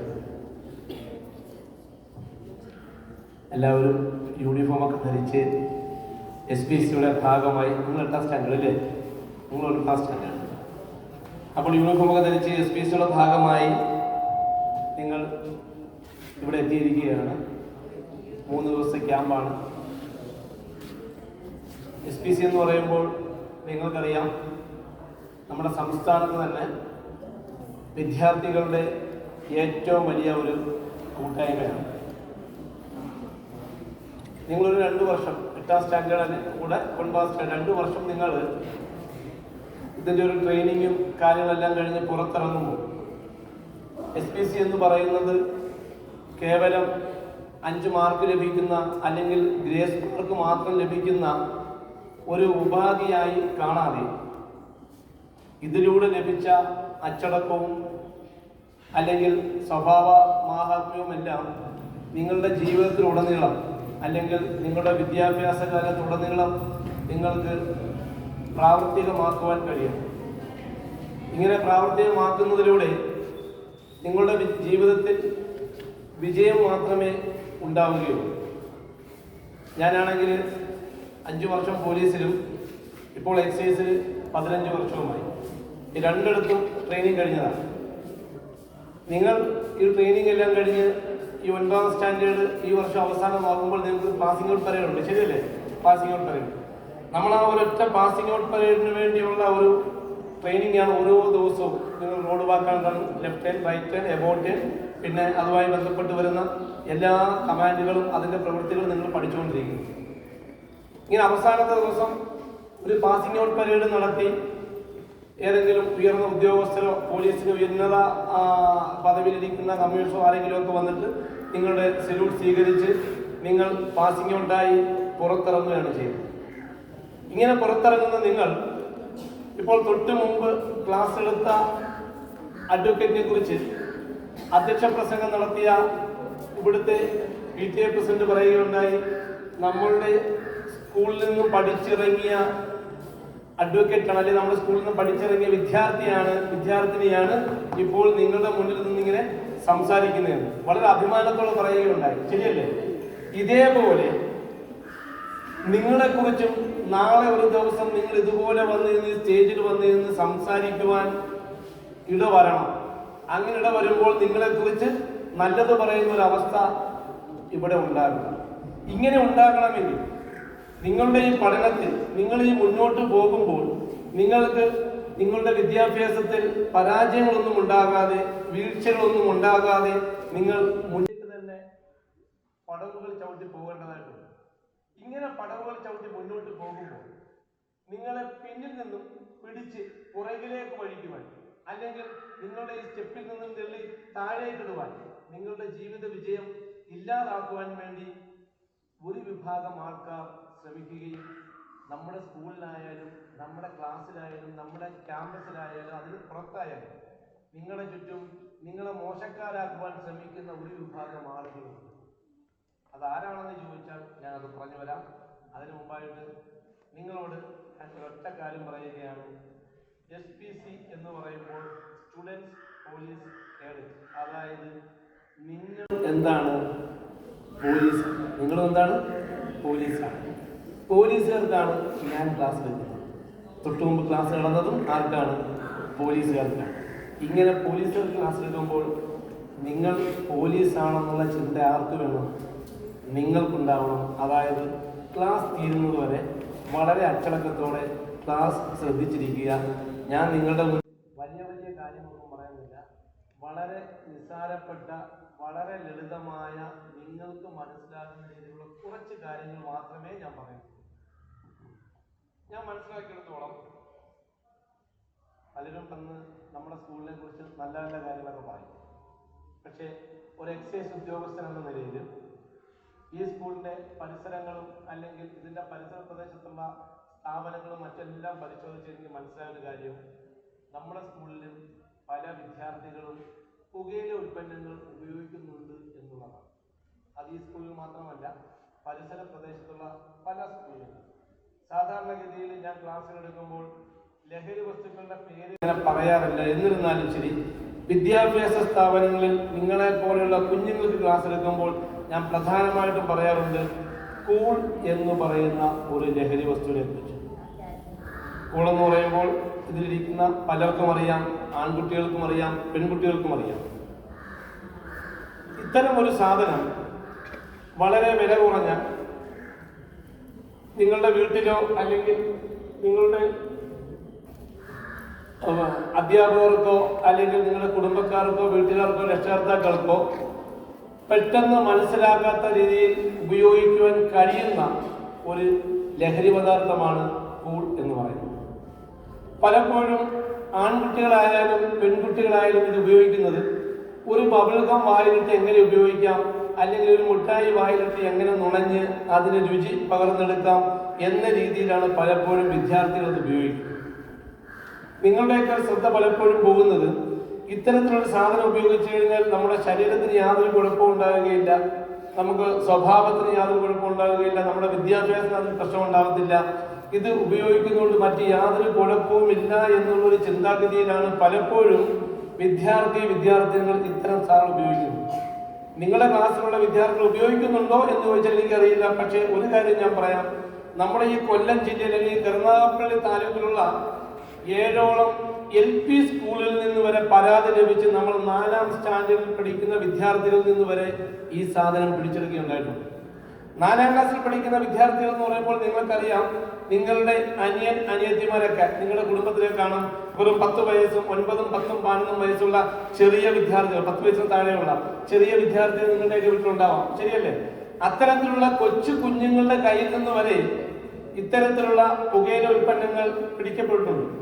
പുകയില ഉൽപ്പന്നങ്ങൾ എന്ന് പറയുമ്പോൾ നിങ്ങളുടെ മനസ്സിൽ വളരെ പെട്ടെന്ന് വരുന്നത്, നമ്മൾ സിനിമ കാണാൻ പോകുമ്പോഴൊക്കെ അവിടെ ഇടവേള സമയത്ത് ശ്വാസകോശം സ്പോഞ്ച് പോലെയാണ്, പുകയില ഉൽപ്പന്നങ്ങൾ ഉപയോഗിക്കരുത്, സിഗരറ്റ് വലിക്കരുത്, ബീഡി വലിക്കരുത് പറയുന്നത്. അത്തരത്തിൽ വലിക്കുന്നത് മാത്രമല്ല, ചുണ്ടിനടിയിലും നാക്കിനടിയിലും കവളിനടിയിലും വെക്കുന്ന തരത്തിലുള്ള പുകയില ഉൽപ്പന്നങ്ങൾ വരെ ഇപ്പോൾ വിപണിയിൽ ലഭിക്കുന്നുണ്ട്. അത്തരത്തിലുള്ള സാധനത്തിന്റെ പേരാണ് ഇപ്പോൾ ഞാൻ പറഞ്ഞത്. ഈ അടുത്ത സമയത്ത് നമ്മുടെ ഈ പ്രദേശത്ത് തന്നെയുള്ള ഒരു സ്കൂളിലെ വിദ്യാർത്ഥി, അത് ഞാൻ പറയാൻ കാര്യം എന്ന് വെച്ച് കഴിഞ്ഞാൽ ഈ അടുത്ത സമയത്ത് നടന്നതായതുകൊണ്ടും വിദ്യാർത്ഥികളുമായി ബന്ധപ്പെട്ടിട്ടുള്ളതായതുകൊണ്ട് മാത്രമാണ്. നിങ്ങളുടെയൊക്കെ മനസ്സിൽ പലപ്പോഴും വരുന്ന തെറ്റിദ്ധാരണയാണ് ഈ പറയുന്ന സാധനം. ഇന്നലെ ഒരു സ്കൂളിൽ ഞാൻ ക്ലാസ് എടുക്കാൻ പോയപ്പോൾ SPC സ്റ്റുഡൻസിനാണ് ക്ലാസ് എടുത്തത്. ആ ക്ലാസ് എടുത്തതിനകത്ത് അവസാനം ഞാൻ ചോദിച്ച ആർക്കെങ്കിലും സംശയമുണ്ടോ എന്ന്, എന്ത് ചെയ്യണമെന്ന് ചോദിക്കാൻ പറഞ്ഞ് അതിൽ നിന്ന് 12 വിദ്യാർത്ഥികൾ എഴുതിയിട്ട് സംശയം ചോദിച്ചത്. അതിനകത്ത് ഒരാൾ ചോദിച്ചൊരു ചോദ്യമാണ്, മാർ എന്ന് പറയുന്ന സാധനം ഉപയോഗിക്കാവോ? MAR. കൂൾ എന്ന് പറഞ്ഞ സാധനം നിങ്ങൾക്ക് മനസ്സിലായല്ലോ, മനസ്സിലായി? അപ്പോൾ കൂളെന്ന് പറഞ്ഞ സാധനം നമ്മുടെ പെൺകുട്ടി ഉൾപ്പെടെയുള്ള വിദ്യാർത്ഥികൾക്കെല്ലാം അറിയാം. അതാണ് ഞാൻ പറഞ്ഞു വന്നത്. എന്നുവെച്ചാൽ അത്രമാത്രം നമ്മുടെ വിദ്യാഭ്യാസ സ്ഥാപനങ്ങളിൽ ഈ സാധനം എത്തിയിട്ടുണ്ട്. നമ്മുടെ 8ാം സ്റ്റാൻഡേർഡിലും 9ാം സ്റ്റാൻഡേർഡിലും പഠിക്കുന്ന വിദ്യാർത്ഥികൾക്ക് വരെ ഈ സാധനം അറിയാം. മാറെന്ന് പറയുന്ന സാധനം ഇതേപോലെ തന്നെയുള്ള മറ്റൊരു സാധനമാണ്. അത് എന്താണെന്ന് പിന്നെ പറഞ്ഞുതരാം. അപ്പോൾ പലപ്പോഴും നമ്മുടെ കുഞ്ഞുങ്ങളുടെ വിചാരം, അതാണ് ഞാൻ നേരത്തെ പറയുന്നത്, നമ്മുടെ ഒരു +2 പഠിക്കുന്ന വിദ്യാർത്ഥി, ചുരുക്കിയാണെന്ന് പറയാം, വിദ്യാർത്ഥിയുടെ രക്ഷകർത്താവിനെ വിളിച്ചിട്ട് പറഞ്ഞു, സാറേ എത്രയും പെട്ടെന്ന് വീട് വരെ ഒന്ന് വരണം, അത്യാവശ്യമാണ്. ലൊക്കേഷൻ അയച്ചു തന്നു. ഞാൻ നേരെ വീട്ടിൽ ചെന്നു. വീട്ടിൽ ചെന്നപ്പോൾ അച്ഛൻ, അമ്മ, മകൻ. അച്ഛൻ എന്നെ കണ്ടത് പൊട്ടിക്കരഞ്ഞുകൊണ്ട് ഓടി വന്ന് ഞാൻ കെട്ടിപ്പിടിച്ചു. സാറേ, എൻ്റെ മോനെ ഞാൻ വളരെ കഷ്ടപ്പെട്ട് പഠിപ്പിച്ചതാണ്. ഞാൻ ജോലി ചെയ്ത് കിട്ടുന്ന പൈസ മുഴുവൻ എൻ്റെ മകൻ്റെ വിദ്യാഭ്യാസത്തിന് വേണ്ടിയാണ് ചെലവഴിച്ചത്. പക്ഷേ അവൻ്റെ ബാഗിൽ നിന്നും 3-4 പാക്കറ്റ് സാധനം കിട്ടി. സാർ എന്താണെന്ന് പരിശോധിക്കണം, സാറൊന്ന് നോക്കാൻ. ഞാൻ അങ്ങനെ ഒന്ന് പരിശോധിച്ചപ്പോൾ ഞാൻ ആദ്യം പറഞ്ഞ ആ കൂളെന്ന് പറഞ്ഞ സാധനമാണ്. ഞാൻ ഉടനെ എടുത്തു നോക്കിയപ്പോൾ 4 പാക്കറ്റ് ഉണ്ട്. ഞാൻ ഈ പയ്യനെ വിളിച്ചിട്ട് പറഞ്ഞു, മോനെ എനിക്ക് മോനോടൊന്ന് സംസാരിക്കണം, വാന്ന് പറഞ്ഞ് നേരെ റൂമിലേക്ക് കയറി. നമ്മൾ മനസ്സിലാക്കണം, +2 പഠിക്കുന്ന വിദ്യാർത്ഥിയാണ്. +2 പഠിക്കുന്ന വിദ്യാർത്ഥി. ഞാൻ ഈ പയ്യനെ വിളിച്ചെടുത്ത് റൂമിലോട്ട് കയറ്റിയെടുത്ത് മോൻ്റെ പേര് ചോദിച്ചു, കാര്യങ്ങളും ക്ലാസ്സും കാര്യങ്ങളെല്ലാം ചോദിച്ചപ്പോൾ പറഞ്ഞു, സാറ് ഞാനത് 2-3 വർഷമായിട്ട് ഉപയോഗിക്കുന്നു. എൻ്റെ ശരീരത്തിന് യാതൊരു കുഴപ്പവുമില്ല. എനിക്ക് പഠിക്കുന്നതിന് കുഴപ്പമില്ല, വായിക്കുന്നതിന് കുഴപ്പമില്ല, എഴുതുന്നതിന് കുഴപ്പമില്ല. പിന്നെ എന്തിനീ അച്ഛനും അമ്മയും ഇത്രയും കിടന്ന് കരയുന്നത്? എനിക്ക് 10ാം സ്റ്റാൻഡേർഡിൽ 9 A+ഉം 1 Aയും ഉണ്ട്. +1 നന്നായിട്ട് ഞാൻ പഠിച്ചു, അവിടെയും എനിക്ക് നല്ല മാർക്കുണ്ട്. ഇപ്പം ഞാൻ +2 പഠിച്ചുകൊണ്ടിരിക്കുന്നു. ഇവിടെ എനിക്ക് കുഴപ്പമില്ല, നന്നായി പഠിക്കുവാൻ കഴിയുന്നുണ്ട്. അപ്പോൾ ഇതൊക്കെ ഉപയോഗിക്കുന്നത് വല്ല കുഴപ്പമുണ്ടോ സാറേ? ഞാൻ ചോദിച്ചു, മോനിത് എന്ന് പോലെ അത് ഉപയോഗിക്കാൻ തുടങ്ങിയത്? അത് ഞാൻ 10ാം ക്ലാസ്സിൽ ഞങ്ങളുടെ സ്കൂളിലൊരു ഓണാഘോഷം ഉണ്ടായിരുന്നു. ഈ ഓണാഘോഷത്തിന് എൻ്റെ ഒരു കൂട്ടുകാരൻ കൊണ്ട് തന്നതാണ്. അവൻ എനിക്ക് മാത്രമല്ല എന്നോടൊപ്പമുള്ള 7-10 പിള്ളേർക്ക് കൊടുത്ത് ഞങ്ങളെല്ലാം ഉപയോഗിച്ച്. ആദ്യമൊക്കെ ഇച്ചിരി ബുദ്ധിമുട്ടുണ്ടായിരുന്നു, പക്ഷേ ഇപ്പം കുഴപ്പമില്ല. അന്ന് ഞങ്ങളോട് പറഞ്ഞു, ഇത് ഉപയോഗിച്ച് കഴിഞ്ഞാൽ നന്നായി പഠിക്കുവാൻ കഴിയും, എഴുതുവാൻ കഴിയും, വായിക്കുവാൻ കഴിയും. ഇത് പഠിച്ചു കഴിഞ്ഞാൽ പെട്ടെന്ന് മനസ്സിനുള്ളിലിരിക്കും, മനസ്സിലൊന്നും പോകത്തൊന്നുമില്ല. പേപ്പറിൽ എഴുതാൻ പോകുമ്പോൾ നന്നായിട്ട് ഓർമ്മ വന്ന് എഴുതാൻ കഴിയുന്നു. ശരിയാ സാറേ, ഇതൊക്കെ അങ്ങനെ പറ്റുന്നുണ്ട്. അങ്ങനെ ഇവൻ ഉപയോഗിച്ച് തുടങ്ങി. ഇവനോട് ഞാൻ ചോദിച്ചു, ഇപ്പം മോൻ എത്ര ഉപയോഗിക്കും? ഇപ്പം ഞാൻ 5 എണ്ണം ഉപയോഗിക്കും. അപ്പോൾ 10ാം ക്ലാസ്സിൽ ഞാനിത് പറയുമ്പോൾ പലരുടെ മുഖത്തിന് ചിരി വരുന്നു. പലർക്കും ഒരു പക്ഷേ ഉപയോഗിക്കുന്നുണ്ടായിരിക്കാം, അല്ലെങ്കിൽ നിങ്ങളുടെ ക്ലാസ്സിൽ ഉപയോഗിക്കുന്നവരെ നിങ്ങൾക്ക് അറിയാമായിരിക്കാം. ഞാൻ പറഞ്ഞു വരുന്ന അടുത്തവരെ ശ്രദ്ധിച്ചോളാം നിങ്ങൾ. ഇത് മാത്രമല്ല, അപ്പോൾ ഇത്തരത്തിലുള്ള നമ്മുടെ കുഞ്ഞുങ്ങളെ അല്ലെങ്കിൽ നിങ്ങളെ തെറ്റിദ്ധരിപ്പിച്ച് നന്നായി പഠിക്കുവാൻ കഴിയും, വായിക്കുവാൻ കഴിയും, എഴുതുവാൻ കഴിയും എന്നെല്ലാം നിങ്ങളടുത്ത് പറഞ്ഞ് നിങ്ങളെ കൊണ്ട് നന്നായി ക്ലാസ്സിൽ നന്നായി പഠിക്കുന്ന വിദ്യാർത്ഥികളെ പോലും പറ്റിച്ചുകൊണ്ട് ഇത്തരം സാധനം കൊണ്ട് നിങ്ങളെ കൊണ്ട് ഉപയോഗിപ്പിച്ച് നിങ്ങൾ പഠിക്കുന്നതുകൊണ്ട് ലഭിക്കുന്ന മാർക്കിനെ അവരെന്താക്കി മാർക്കും? ഇത് ഉപയോഗിച്ചതുകൊണ്ട് കിട്ടിയ മാർക്കാണെന്ന് മാറ്റി തീർത്തുകൊണ്ട് നിങ്ങളത് വിശ്വസിച്ചുകൊണ്ട് വീണ്ടും വീണ്ടും ഇത്തരം സാധനം ഉപയോഗിക്കുകയും 10ാം സ്റ്റാൻഡേർഡിൽ വെച്ച് ഒരെണ്ണം ഉപയോഗിച്ചവൻ ഇപ്പോൾ +2 ആയപ്പോഴത്തേക്കും ഒരു ദിവസം 5 എണ്ണം വരെ ഉപയോഗിക്കുന്ന അവസ്ഥയിലേക്ക് എത്തി. അപ്പോൾ അവനോട് ഞാൻ ചോദിച്ചു, നീ എന്തുകൊണ്ട് 5ലേക്ക് എത്തി? സാർ, അത് ആദ്യം ഒരെണ്ണം ഉപയോഗിച്ചാൽ മതിയായിരുന്നു.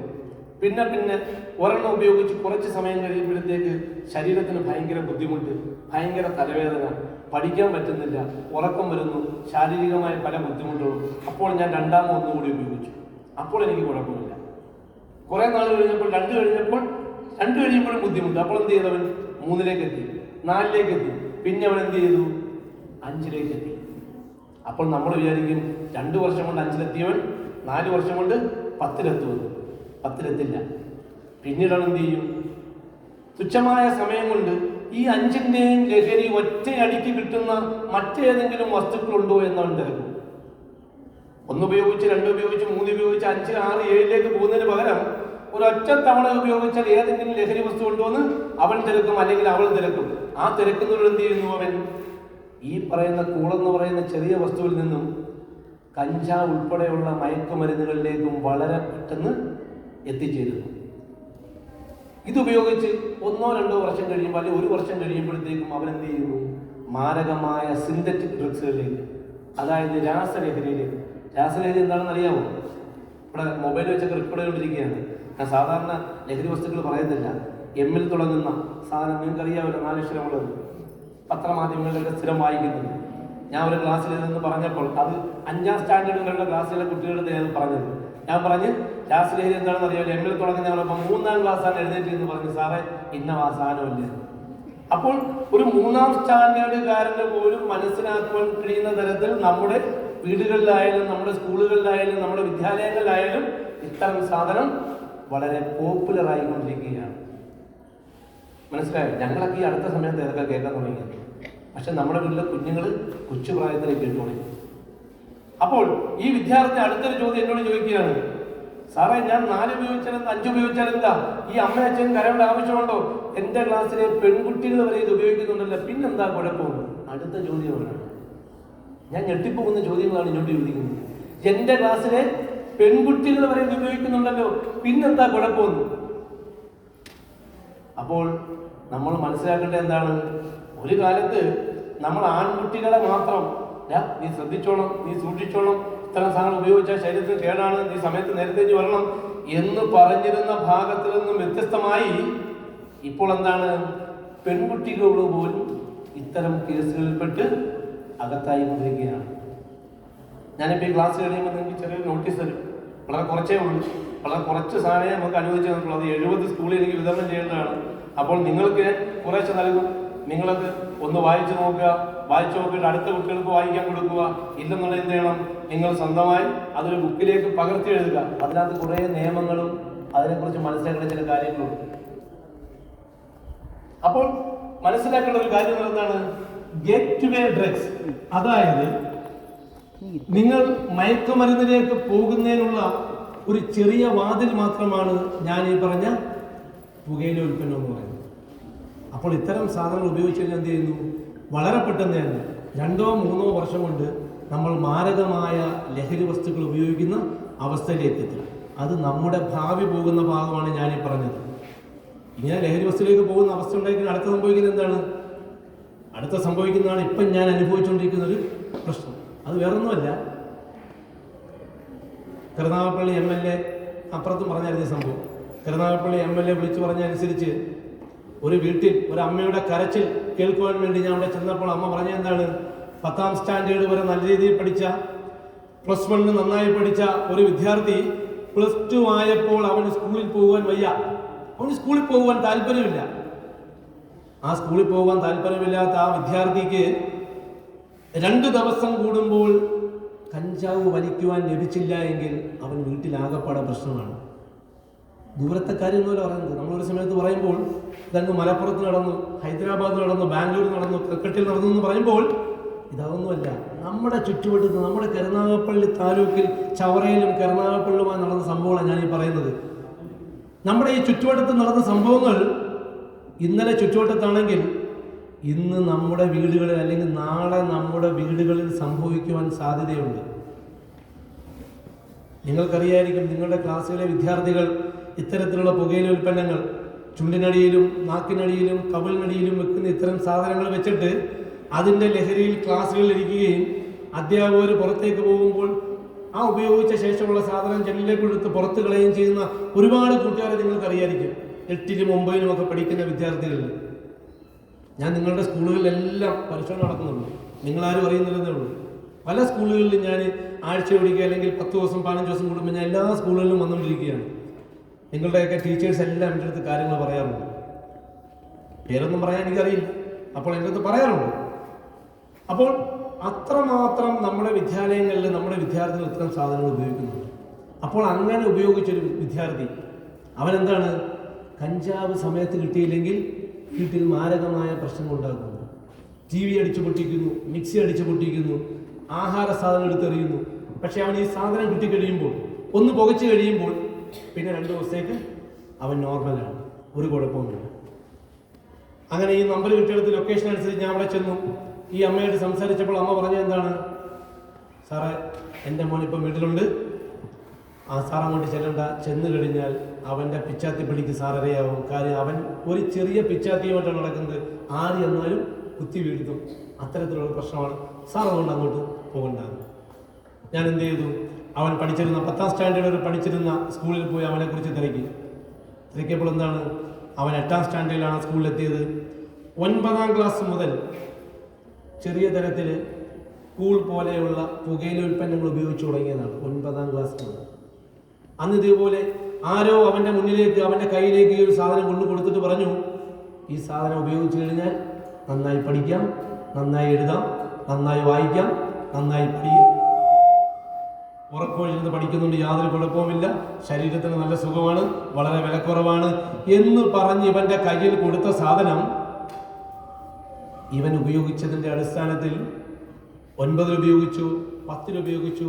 +1 കഴിഞ്ഞപ്പോഴേക്കും അവൻ മറ്റ് മയക്കുമരുന്നുകളിലേക്ക് എത്തുകയും ഇതില്ലാതെ ജീവിക്കാൻ പറ്റാത്ത അവസ്ഥയിലേക്ക് എത്തിച്ചേരുകയും ചെയ്തു. അവസാനമാണ് ചെയ്തത്, കഴിഞ്ഞ ആഗസ്റ്റ് 15-ാം തീയതി ഞങ്ങൾ എക്സൈസുകാർ വീട് വളഞ്ഞു അവനെയും അവന് ലഹരി വസ്തുക്കൾ കൊടുക്കുന്ന 2 പേരെയും കൂടെ പിടിച്ച് ആ 2 പേർക്കെതിരെ കേസ് എഴുതി. ഇവനെ പത്തനംതിട്ടയിലെ പന്തളത്തുള്ള ജോസ്കോ എന്ന് പറയുന്ന ഒരു എഡ്യൂക്കേഷൻ സെൻ്ററിൽ ചികിത്സിക്കേറ്റിരിക്കുകയാണ്. ഒരു 4 ദിവസം മുമ്പ് അവൻ്റെ അമ്മയെ ഞാൻ വിളിച്ചപ്പോൾ എന്താണ്, ഇവൻ്റെ കയ്യും കാലും കെട്ടിയിട്ട്, അതായത് +2 പഠിക്കുന്ന വിദ്യാർത്ഥിയാണ്, കയ്യും കാലും കെട്ടിയിട്ട് ചികിത്സ നടത്തിക്കൊണ്ടിരിക്കുകയാണ്. അവൻ ഓരോ ഇഞ്ചക്ഷനും വെക്കും. ഇഞ്ചക്ഷൻ്റെ ഡോസ് ചിലപ്പോൾ ഒരു 12 മണിക്കൂറാണെങ്കിൽ ഈ 12 മണിക്കൂർ അവൻ മയങ്ങി കിടക്കും. 12 മണിക്കൂർ കഴിയുമ്പോഴത്തേക്ക് ആ കട്ടിലിൽ കിടന്നവൻ വിളിച്ചു കൂവി കരയുകയാണ്. അപ്പോൾ അത്രമാത്രം ഭീകരമായ അവസ്ഥയിലേക്ക് നമ്മുടെ വിദ്യാർത്ഥികൾ എത്തിച്ചേരുകയാണ്. അപ്പോൾ അങ്ങനെ എത്തിച്ചേരുവാനുള്ള കാരണം, നിങ്ങളുടെ വിദ്യാഭ്യാസ കാലത്ത് നിങ്ങൾ 8ാം സ്റ്റാൻഡേർഡിലും 9ാം സ്റ്റാൻഡേർഡിലും 10ാം സ്റ്റാൻഡേർഡിലും ഒക്കെ പഠിക്കുമ്പോൾ നിങ്ങളുടെ മുന്നിലേക്ക് എത്തുന്ന ഇത്തരത്തിലുള്ള വളരെ വില കുറഞ്ഞ ലഹരി വസ്തുക്കൾ നിങ്ങളിത് ഉപയോഗിച്ചു കഴിഞ്ഞാൽ നിങ്ങൾക്ക് പഠിക്കുവാൻ കഴിയും, എഴുതുവാൻ കഴിയും എന്നൊക്കെ തെറ്റായ വാർത്ത പ്രചരിപ്പിച്ച് നിങ്ങളുടെ കയ്യിലേക്ക് തരുമ്പോൾ നിങ്ങൾ അത് വിശ്വസിച്ച് ഈ സാധനം ഉപയോഗിക്കുന്നതിലൂടെ നിങ്ങൾക്ക് നഷ്ടപ്പെടുന്നത് നിങ്ങളുടെ സൗന്ദര്യമാണ്, നിങ്ങളുടെ ഭാവിയാണ്, നിങ്ങളുടെ ജീവിതമാണ്, നിങ്ങളുടെ വിദ്യാഭ്യാസമാണ്, കുടുംബത്തിലുള്ള നിങ്ങളുടെ വിലയാണ്. എല്ലാം നഷ്ടപ്പെട്ട് ഒരു ഭ്രാന്തനെ പോലെ നിങ്ങൾ കഴിയുന്ന അവസ്ഥയിലേക്ക് നിങ്ങൾ എത്തിച്ചേരും. അതിന് ഈ പറയുന്ന വലിയ തരത്തിലുള്ള MDMA കഞ്ചാവോ ഒന്നും വേണ്ട. ഈ ചെറിയ ക്ലാസ്സുകൾ ഉപയോഗിക്കുന്ന ഇത്തരം സാധനങ്ങളുമാണ്. നിങ്ങൾക്കറിയാം, നിങ്ങളുടെ അച്ഛനും അമ്മയൊക്കെ രാപകലില്ലാതെ കഷ്ടപ്പെട്ട് രാവിലെ ജോലിക്ക് പോയി വൈകുന്നേരമാകുമ്പോൾ കിട്ടുന്ന തുച്ഛമായ വരുമാനത്തിൽ നിന്നും നിങ്ങൾക്ക് വസ്ത്രങ്ങൾ വാങ്ങിത്തന്ന്, നിങ്ങൾക്ക് പുസ്തകങ്ങൾ വാങ്ങിത്തന്ന്, നിങ്ങൾ ആവശ്യപ്പെടുന്ന എല്ലാം വാങ്ങിത്തന്ന് നിങ്ങളെ സ്കൂളിലേക്ക് പറഞ്ഞയക്കുമ്പോൾ അവർ ഒന്ന് ആഗ്രഹിക്കുന്നുണ്ട്, എന്ത്? നിങ്ങൾ നന്നായി പഠിച്ച് നല്ല നിലയിലെത്തി, നിങ്ങൾ വിദ്യാഭ്യാസപരമായി മുകളിലെത്തി ഏതെങ്കിലും തരത്തിലുള്ള തൊഴിൽ നിങ്ങൾ വാങ്ങി ആ തൊഴിലിലൂടെ ലഭിക്കുന്ന വരുമാനത്തിലൂടെ നിങ്ങളുടെ അച്ഛനും അമ്മയും ഒക്കെ വളരെ സന്തോഷത്തോടെ ഭാവി ജീവിതം മുന്നോട്ട് നയിക്കണം എന്ന് ആരാഗ്രഹിക്കുന്നുണ്ട്? നിങ്ങളുടെ അച്ഛനും അമ്മയൊക്കെ ആഗ്രഹിക്കുന്നുണ്ട്. അതേപോലെ നിങ്ങൾക്കും ആഗ്രഹമുണ്ടാകും. എങ്ങനെയുള്ള ആഗ്രഹം? നന്നായി പഠിച്ച് നല്ല മാർക്ക് വാങ്ങി ഉയരങ്ങളിലെത്തി നല്ലൊരു തൊഴിൽ വാങ്ങി ആ തൊഴിലിലൂടെ ലഭിക്കുന്ന വരുമാനത്തിൽ നിങ്ങളുടെ അച്ഛനും അമ്മയ്ക്കും ഒക്കെ ഒരു ഓണക്കോടി എടുത്തു കൊടുക്കാൻ നിങ്ങൾ ആഗ്രഹിക്കുന്നുണ്ടോ? ഉണ്ട്. അതേപോലെ തന്നെ നിങ്ങളുടെ അച്ഛനും അമ്മയൊക്കെ നിങ്ങളുടെ സ്വന്തം കാറിൽ നിങ്ങൾ ഒരു ടൂർ കൊണ്ടുപോകാൻ, അല്ലെങ്കിൽ ഇഷ്ടപ്പെട്ട പള്ളികളിൽ അമ്പലങ്ങളിൽ കൊണ്ടുപോകാൻ നിങ്ങൾ ആഗ്രഹിക്കുന്നുണ്ട്. അങ്ങനെ നിങ്ങളുടെ ഭാവി സുരക്ഷിതമായ നിലയിൽ മുന്നോട്ട് പോകണമെങ്കിൽ നിങ്ങളുടെ വിദ്യാഭ്യാസ കാലത്ത് നിങ്ങളുടെ മുന്നിലേക്ക് പല രൂപത്തിൽ ലഹരി മാഫിയ നിങ്ങളുടെ മുന്നിലേക്ക് എത്തുവാൻ സാധ്യതയുണ്ട്. അതൊരു പക്ഷേ നിങ്ങളുടെ കൂട്ടുകാരാകാം, നിങ്ങൾ കളിക്കുവാൻ പോകുന്ന ഭാഗത്തുള്ള നിങ്ങളുടെ സുഹൃത്തുക്കളാകാം, നിങ്ങളുടെ ബന്ധുക്കളാകാം, നിങ്ങളുടെ പരിസര പ്രദേശത്തുള്ള നിങ്ങളെക്കാൾ മുതിർന്നവരാകാം, അല്ലെങ്കിൽ താഴ്ന്നവരാകാം, നിങ്ങളുടെ സ്കൂളിൽ പഠിക്കുന്ന, നിങ്ങളുടെ തൊട്ടുമുകളിൽ ക്ലാസ്സിൽ പഠിക്കുന്ന വിദ്യാർത്ഥികളാകാം. അങ്ങനെ ഏത് തരത്തിലുള്ള ആളുകളും നിങ്ങളുടെ മുന്നിലേക്ക് ഇത്തരം സാധനങ്ങൾ കൊണ്ട് വരുമ്പോൾ അവരോട് തൊട്ടു മുമ്പത്തെ ക്ലാസ്സിൽ പറഞ്ഞതുപോലെ നമ്മൾ എന്ത് പറയണം? നോ എന്ന് പറയുവാൻ പഠിക്കണം. എന്ത് പറയാൻ പഠിക്കണം? ഒന്ന് ഉറക്കെ പറഞ്ഞേ. നമ്മൾ നോ എന്ന് ഉറക്കെ പറയുവാൻ പഠിക്കണം. നമ്മൾ ഇത് കൊണ്ടുവരുമ്പോൾ നോ എന്ന് ഉറക്കെ പറഞ്ഞില്ലെങ്കിൽ പോലും ഇത്തരം സാധനം നിങ്ങളുടെ കയ്യിലേക്ക് കൊണ്ട് തരുമ്പോൾ നീ ഇതൊന്ന് ഉപയോഗിച്ച് നോക്ക്, അല്ലെങ്കിൽ നീ ഇതൊന്ന് ഉപയോഗിച്ച് നോക്ക്, നീ ഒരു ആണാണോ? അണ്ട ഞങ്ങളൊക്കെ കണ്ട് ഇത് ഉപയോഗിച്ചിട്ട് നിൽക്കുന്നത് കണ്ടോ, ഇങ്ങനെ ആണുങ്ങളെ പോലെ നിൽക്കണമെങ്കിൽ ഇതൊന്ന് വായിലിട്ട് നോക്ക് എന്നൊക്കെ പറഞ്ഞ് നമ്മളുടെ കയ്യിലേക്ക് തരുമ്പോൾ നിങ്ങൾ മനസ്സിൽ ചിന്തിക്കണം, നിങ്ങൾക്ക് ഈ ക്ലാസ്സുകളിൽ നിന്ന് ലഭിച്ച പാഠങ്ങൾ, ഞാനിത് ഉപയോഗിച്ച് കഴിഞ്ഞാൽ, ഇന്നൊരു തവണയെങ്കിലും ഞാൻ ഉപയോഗിച്ച് കഴിഞ്ഞാൽ നാളെ അല്ലെങ്കിൽ മറ്റന്നാൾ എനിക്ക് വീണ്ടും ഇത് ഉപയോഗിക്കേണ്ടതായിട്ട് തോന്നുമല്ലോ.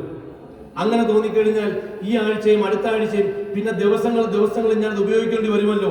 ഇങ്ങനെ ഉപയോഗിച്ച് കഴിഞ്ഞാൽ എൻ്റെ ജീവിതം നശിച്ചു പോകും, എൻ്റെ സൗന്ദര്യം നശിച്ചു പോകും, എൻ്റെ സുഹൃത്തുക്കളുടെ മുന്നിൽ എനിക്ക് തല ഉയർത്തി നിൽക്കുവാൻ കഴിയുകയില്ല, എൻ്റെ അധ്യാപകരുടെ മുന്നിൽ എനിക്ക് അഭിമാനത്തോടെ നിൽക്കുവാൻ കഴിയില്ല.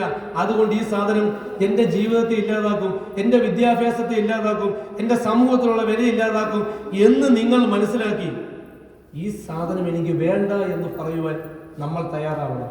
ഒരുപക്ഷെ അവരുടെ മുന്നിൽ നമ്മൾ അല്പം ചെറുതായേക്കാം, അവരുടെ മുന്നിൽ നമ്മൾ അല്പം ചിലപ്പം തോറ്റു കൊടുക്കേണ്ടതായിട്ട് വന്നേക്കാം. അപ്പോൾ നമ്മൾ വേണ്ട എന്ന് പറയുന്നതിലൂടെ, നോ എന്ന് പറയുന്നതിലൂടെ നമ്മുടെ ഭാവി ജീവിതമാണ് എന്ത് ചെയ്യുന്നത്, സുരക്ഷിതമാകുന്നത്. നിങ്ങൾക്കറിയാമോ, ഈ അടുത്ത സമയത്ത് നമ്മുടെ കേരള സംസ്ഥാനത്ത് മാത്രം മയക്കുമരുന്ന് ഉപയോഗിച്ച് സ്വന്തം അച്ഛനെയും അമ്മയെയും വരെ കുത്തിക്കൊല്ലുകയും വെട്ടിക്കൊല്ലുകയും ചെയ്തിട്ടുള്ള 44 കേസുകളാണ് പോലീസ് രജിസ്റ്റർ ചെയ്തിട്ടുള്ളത്. 44 കേസുകൾ. ഇന്നലെ മുതൽ സോഷ്യൽ മീഡിയയിൽ വ്യാപകമായി പ്രചരിക്കുന്ന ഒരു വീഡിയോ ഉണ്ട്. ഒരു മകൻ അവന് ഐഫോൺ വാങ്ങിച്ചു കൊടുത്തതിൻ്റെ അടിസ്ഥാനത്തിൽ അതിൻ്റെ EMI അടയ്ക്കുന്നതുമായി ബന്ധപ്പെട്ട് അച്ഛനും മകനും തമ്മിൽ വഴക്കായി ആ 16 വയസ്സുള്ള മകൻ, +1 വിദ്യാർത്ഥിയായ മകൻ എന്ത് ചെയ്തു, തൊട്ടടുത്തുള്ള ഒരു കുന്നിൻ്റെ ഒരു കൊക്കയുടെ മുകളിലേക്ക് കയറി നിന്നിട്ട് ഞാൻ ഇപ്പം ചാടും എന്ന് പറഞ്ഞ് നിൽക്കുമ്പോൾ എന്താണ്, അമ്മ കിടന്ന് കരയുകയാണ്, മോനെ ചാടല്ലേ എന്ന് പറഞ്ഞു. സോഷ്യൽ മീഡിയയിൽ ഇന്നൊക്കെ കാണുന്നുണ്ട്, ഇന്നലെ ഇന്നും എല്ലാം കാണുന്നുണ്ട്. ചാടല്ലേ എന്ന് കരഞ്ഞപ്പോൾ എന്ത് ചെയ്തു, ആ അച്ഛൻ ആ മകനോടുള്ള സ്നേഹം കൊണ്ട് ഓടി വന്ന് ഇവരെ രക്ഷപ്പെടുത്താമെന്ന് പറഞ്ഞ് കയറി പിടിക്കുന്നതും ആ മകൻ ഈ അച്ഛനെയും കൊണ്ട് വലിച്ച് താഴേക്ക് കൊക്കയിലേക്ക് വീണ് അച്ഛനും മകനും മരണമടയുന്നു. തൊട്ടടുത്ത് തന്നെ അച്ഛനും മകനും മരണമടയുന്നു. തൊട്ടടുത്ത് തന്നെ അമ്മയും ആ കൊക്കയിലേക്ക് ചാടി അമ്മയും ആത്മഹത്യ ചെയ്യുന്നു. അങ്ങനെ ഒരു വീട്ടിൽ 3 മരണം ഉണ്ടാവുകയാണ്. ആര് കാരണം? 16 വയസ്സുള്ള ആ വിദ്യാർത്ഥി കാരണം. അത് നമ്മൾ അന്യ സംസ്ഥാനത്താണെന്ന് പറയാം. നമ്മുടെ ഈ കൊല്ലം ജില്ലയിൽ തന്നെ ചടയമംഗലത്ത് ഒരു വിദ്യാർത്ഥിനി മൊബൈൽ റീചാർജ് ചെയ്യുവാൻ 1500 രൂപ വേണമെന്ന് പറഞ്ഞപ്പോൾ ആ പിതാവിൻ്റെ കയ്യിൽ കൊടുക്കുവാൻ വെറും 1300 രൂപയുള്ളായിരുന്നു. ഒരു 200 രൂപ കുറഞ്ഞെന്ന് പറഞ്ഞുകൊണ്ട് ആ പെൺകുട്ടി ചെയ്തത് എന്താണ്, പോയ വഴിക്ക് എലിവിഷം വാങ്ങിച്ച് കഴിച്ച് ആത്മഹത്യ ചെയ്തു, ജീവിതം നശിപ്പിച്ചു കളയുന്നു. അപ്പോൾ നമ്മൾ മനസ്സിലാക്കേണ്ടതായ ഒരു കാര്യമുണ്ട്. നിങ്ങളിപ്പോൾ ധരിച്ചിരിക്കുന്ന വസ്ത്രങ്ങൾ അല്ലെങ്കിൽ നിങ്ങളുടെ കാലിൽ കിടക്കുന്ന ചെരുപ്പുകൾ, ഇവയുടെ എല്ലാം ഒരു വില നിങ്ങൾ മനസ്സിലാക്കണം. നിങ്ങളിപ്പോൾ ഓണത്തിന് എല്ലാവരും ഓണത്തിന് ഡ്രസ്സ് എടുത്തില്ലേ? ഒരുവിധപ്പെട്ട എല്ലാവരും ഓണത്തിന് ഡ്രസ്സ് എടുത്തിട്ടുണ്ട്. നിങ്ങളുടെ അച്ഛനും അമ്മയുടെ ഒരു കാലമുണ്ട്. അവരോട് നിങ്ങൾ ചോദിക്കണം, നിങ്ങൾ ഓണത്തിന് ഡ്രസ്സ് എടുക്കുമായിരുന്നു, അല്ലെങ്കിൽ അതിനേക്കാൾ മുതിർന്ന ആൾക്കോട് ചോദിക്കണം. അന്നത്തെ കാലത്തൊക്കെ ഓണത്തിന് ഡ്രസ്സ് എടുക്കുക എന്ന് പറയുമ്പോൾ എന്താണ്, സ്കൂളിലെ ഒരു യൂണിഫോം ആയിരുന്നു വാങ്ങിച്ചിരുന്നത്. ആ സ്കൂളിലെ യൂണിഫോം വാങ്ങിച്ചിരുമ്പോൾ ഗുണം എന്താണ്, സ്കൂളിൽ യൂണിഫോമായിട്ട് കൂടെ ഓണത്തിന് ഓണവസ്ത്രമായിട്ട് പുതുവസ്ത്രമായിട്ട് ഉപയോഗിക്കുകയും ചെയ്യാം. അന്നത്തെ കാലത്ത് വർഷത്തിൽ ഒരൊറ്റ തവണയായിരുന്നു നമുക്ക് വസ്ത്രം വാങ്ങിച്ചിരുന്നത്. എന്നാൽ ഇന്ന് നിങ്ങളോ, നമ്മുടെ വീടിനടുത്ത് പോലും ഒരു കല്യാണം ഉണ്ടെങ്കിൽ നിങ്ങൾ എന്ത് ചെയ്യും, കല്യാണത്തിനൊരു ഡ്രസ്സ്, പിറ്റേന്നുള്ള ഒരു ഡ്രസ്സ്, കല്യാണത്തിന് തലേന്ന് ഹൽദിക്കൊരു ഡ്രസ്സ്, കുറേ സംഭവം ഉണ്ടല്ലോ ഇല്ലയോ, വേറെ പിള്ളേർ പറയുന്നേക്കാം ഒരുപാട്. അപ്പം ഒരു കല്യാണം എന്ന് പറയുമ്പോൾ തന്നെ 4-5 തരത്തിലുള്ള വസ്ത്രങ്ങൾ വാങ്ങിച്ച് അതിൻ്റെയൊക്കെ പൈസ അവിടെ നിന്ന് വന്നെന്ന് പോലും നിങ്ങൾ തിരക്കാറുണ്ട്. അതേപോലെ തന്നെ പണ്ട് കാലത്ത് നമ്മളൊരു പാൻസോ ഉടുപ്പോ അല്ലെങ്കിൽ ഒരു ചുരിദാറോ ഇട്ടിട്ട് നമ്മൾ കുറേ നാൾ കഴിയുമ്പോൾ 2-3 വർഷം കഴിയുമ്പോൾ നമ്മൾ എന്ത് ചെയ്യും, അത് വീട്ടിലിടാൻ വേണ്ടി ഉപയോഗിക്കും. എന്നാൽ ഇപ്പോഴത്തെ കാലത്തോ നിങ്ങൾ വീട്ടിലിടാൻ വേണ്ടി പുതിയ വസ്ത്രങ്ങൾ വാങ്ങിക്കുകയാണ്, ശരിയല്ലേ? വീട്ടിലിടാൻ വേണ്ടിയുള്ള വസ്ത്രം അത് പ്രത്യേകം വാങ്ങിക്കുകയാണ് ചെയ്യുന്നത്. നിങ്ങളവിടെ മനസ്സിലാക്കേണ്ട ഒരു കാര്യമുണ്ട്. നിങ്ങളൊരു ചുരിദാർ വാങ്ങിക്കുമ്പോൾ അല്ലെങ്കിൽ ഒരു പാൻസും ഷർട്ടും വാങ്ങിക്കുമ്പോൾ, ഒരു ചെരുപ്പ് വാങ്ങിക്കുമ്പോൾ അതിന് 800 രൂപ അല്ലെങ്കിൽ 1000 രൂപ അല്ലെങ്കിൽ 1200 രൂപയാകും എന്നുള്ളപ്പോൾ നിങ്ങൾ മനസ്സിലാക്കേണ്ടത്, നിങ്ങളുടെ അച്ഛൻ അല്ലെങ്കിൽ നിങ്ങളുടെ അമ്മ ഒരു ദിവസം ജോലിക്ക് പോയാൽ ലഭിക്കുന്നത് വെറും 1000 രൂപയാണ്. ഞാൻ 1200 രൂപയുടെ ഒരു ചുരിദാർ വാങ്ങിക്കുമ്പോൾ എൻ്റെ അച്ഛൻ ഒരു ദിവസം ജോലിക്ക് പോയി ലഭിക്കുന്നത് വെറും 1000 രൂപയാണ്. ആ ഒരു ദിവസം ജോലിക്ക് പോകുമ്പോൾ ലഭിക്കുന്ന ശമ്പളത്തേക്കാൾ കൂടുതലാണ് ഞാൻ ഇടുവാൻ പോകുന്ന ഈ ഡ്രസ്സ്. അതായത് എൻ്റെ അച്ഛൻ രാവിലെ 8 മണി മുതൽ വൈകുന്നേരം 6 മണി വരെ ചോര വിയർപ്പാക്കി ഉറങ്ങാതെ കഷ്ടപ്പെട്ട് ജോലി ചെയ്യുന്ന ശമ്പളം എൻ്റെ ഒരു നേരത്തെ അല്ലെങ്കിൽ ഒരു ദിവസം ഇടുന്ന വസ്ത്രത്തിൻ്റെ ചിലവയാകുന്നുള്ളൂ. അപ്പോൾ അത്രമാത്രം നമ്മുടെ അച്ഛനമ്മമാർ കഷ്ടപ്പെട്ടിട്ടാണ് നിങ്ങളെ വളർത്തി ഈ വിദ്യാഭ്യാസ സ്ഥാപനങ്ങളിലേക്കും മറ്റുള്ളിടത്തേക്കും നിങ്ങളെ എത്തിക്കുന്നത്. സ്പെഷ്യൽ ട്യൂഷനായാലും മറ്റു കാര്യങ്ങൾക്കെല്ലാം നിങ്ങൾ വിട്ടുകൊണ്ടിരിക്കുന്നത്. അപ്പോൾ അച്ഛനും അമ്മയും അത്രമാത്രം കഷ്ടപ്പെട്ട് നമ്മളെ വിടുമ്പോൾ നമ്മൾ മനസ്സിലാക്കേണ്ടത് എന്താണ്? തിരിച്ചവർക്ക് എന്ത് നമുക്ക് നൽകുവാൻ കഴിയും, അതാണ് നമ്മൾ മനസ്സിലാക്കേണ്ടത്. അപ്പോൾ നമ്മളെ കൊണ്ട് ഇപ്പോൾ ചെയ്യുവാൻ കഴിയുന്ന ഒന്നേ ഉള്ളൂ, എന്താണ്? നമ്മൾ നന്നായി പഠിക്കുക, ശരിയല്ലേ? അതേപോലെ നമ്മുടെ അച്ഛനെയും അമ്മയും സ്നേഹിക്കുക, അച്ഛനെയും അമ്മയും ബഹുമാനിക്കുക. ഇതെല്ലാം എന്താവണം? നമുക്കുണ്ടാവണം. അങ്ങനെ അച്ഛനെയും അമ്മയും സ്നേഹിക്കുകയും ബഹുമാനിക്കുകയും ചെയ്യുകയാണെങ്കിൽ എന്താണ്? നമ്മൾ പുറത്തുള്ള നമ്മുടെ അധ്യാപകരെയും നമ്മുടെ സമൂഹത്തിലുള്ളവരെയെല്ലാം സ്നേഹിക്കുവാനും ബഹുമാനിക്കുവാനും നമുക്ക് പഠിക്കുവാൻ കഴിയും. ഒരൊറ്റ കാര്യം പറഞ്ഞു നിർത്താം.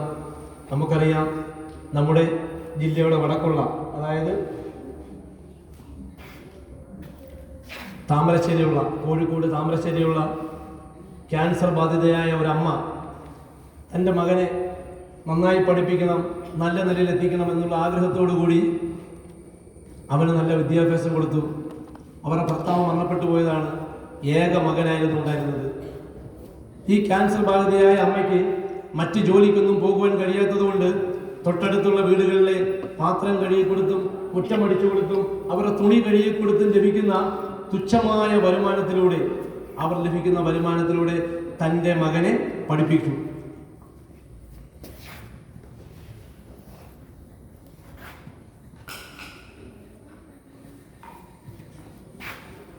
ഇങ്ങനെ പഠിപ്പിച്ചപ്പോൾ അവൻ 8ാം സ്റ്റാൻഡേർഡ് കഴിഞ്ഞു, 9 കഴിഞ്ഞു, 10 കഴിഞ്ഞു. 10ാം ക്ലാസ് എത്തിയപ്പോൾ അവൻ അമ്മയോട് പറഞ്ഞു, അമ്മ എനിക്ക് +1 പഠിക്കുവാൻ പോകണമെന്ന്. ആ അമ്മയ്ക്ക് ഭയങ്കര സന്തോഷമായി. തൻ്റെ ഏക മകനാണ്, ഭർത്താവില്ലാതെ വളർത്തുകയാണ്. എൻ്റെ മകൻ നന്നായി പഠിച്ച് നല്ല നിലയിലെത്തുകയാണെങ്കിൽ ക്യാൻസർ ബാധിതയായ എനിക്ക് ഭാവിയിൽ എൻ്റെ മകനെ കൊണ്ട് എനിക്ക് എൻ്റെ ചികിത്സ നടത്താൻ കഴിയും, എനിക്ക് നന്നായി ജീവിക്കാൻ കഴിയും. എൻ്റെ മകനെ കൊണ്ട് എനിക്ക് അഭിമാനത്തോടെ കുടുംബത്തിൽ അല്ലെങ്കിൽ സമൂഹത്തിൽ എനിക്ക് തലയുയർത്തി നിൽക്കുവാൻ കഴിയും എന്നുള്ള ആഗ്രഹത്തോടുകൂടി തൻ്റെ മകനെ +1 പഠിപ്പിക്കുവാൻ വിട്ടു. അപ്പോഴും അവർക്കറിയാവുന്ന ഒരു ജോലിയുള്ളൂ. അവരുടെ ശരീരത്തിൻ്റെ ബുദ്ധിമുട്ട് കൊണ്ട്, ക്യാൻസർ ബാധിതയായതുകൊണ്ട് വലിയ ജോലികൾക്കൊന്നും അവർക്ക് പോകാൻ കഴിയില്ല. അവർ മുറ്റമടിച്ചു കൊടുത്തും തുണി കഴുകി കൊടുത്തും പാത്രം കഴുകി കൊടുത്തും കിട്ടുന്ന തുച്ഛമായ വരുമാനത്തിൽ പഠിപ്പിച്ചു. അവൻ +2 നല്ല മാർക്കോടെ വിജയിച്ചു. +2 കഴിഞ്ഞപ്പോൾ അവൻ പറഞ്ഞു, അമ്മേ, എൻ്റെ കൂടെയുള്ളവരെല്ലാം ബാംഗ്ലൂരിൽ എഞ്ചിനീയറിങ്ങിന് പോവുകയാണ്, എനിക്കും എഞ്ചിനീയറിങ്ങിന് പോകണമെന്ന്. ആ അമ്മയ്ക്ക് ഭയങ്കര സന്തോഷമായി. എന്തായാലും എൻ്റെ മകന് പഠിക്കണമെന്ന് ആഗ്രഹമുണ്ടല്ലോ, അവൻ ബാംഗ്ലൂരായാലും എവിടെ ആയാലും എഞ്ചിനീയറിങ്ങിന് പോവുകയാണെങ്കിൽ അവൻ പോയി പഠിച്ച് 4 വർഷം കഴിയുമ്പോൾ അവൻ നല്ലൊരു എഞ്ചിനീയറായി പുറത്തിറങ്ങുമ്പോൾ എനിക്ക് അഭിമാനത്തോടെ പറയാം, എൻ്റെ മകൻ എഞ്ചിനീയറാണെന്ന്. അവൻ എഞ്ചിനീയറായി തിരിച്ചിറങ്ങുമ്പോൾ അവൻ അതിലൂടെ ലഭിക്കുന്ന, ആ ജോലിയിലൂടെ ലഭിക്കുന്ന വരുമാനത്തിൽ എന്നെ ചികിത്സിക്കുവാൻ കഴിയും, എനിക്ക് നന്നായി ജീവിക്കുവാൻ കഴിയും എന്ന് മനസ്സിലാക്കി അവരെന്ത് ചെയ്തു? എഞ്ചിനീയറിംഗ് പഠിപ്പിക്കുവാൻ വിടുവാൻ വേണ്ടി തിരക്കിയപ്പോൾ ഭീമമായ തുക വേണം കെട്ടിവെക്കുവാൻ. ഇവരുടെ കയ്യിലില്ല. ഇവരെന്ത് ചെയ്തു? ഈ ജോലിക്ക് പോകുന്ന വീടുകളിൽ ചെന്നിട്ട് അവരുടെ കയ്യിൽ നിന്ന് കടം വാങ്ങി. അവരോട് പറഞ്ഞു, ഞാൻ അധികമായി ജോലി ചെയ്ത് ഈ കടം തീർത്തുകൊള്ളാം. അധികമായി 3-4 വീടുകളിലൂടെ ജോലിക്ക് പോയ ശേഷം ഈ കിട്ടുന്ന തുക കൊണ്ട് ഇവനെ എഞ്ചിനീയറിംഗ് പഠിപ്പിക്കാൻ വിട്ടു.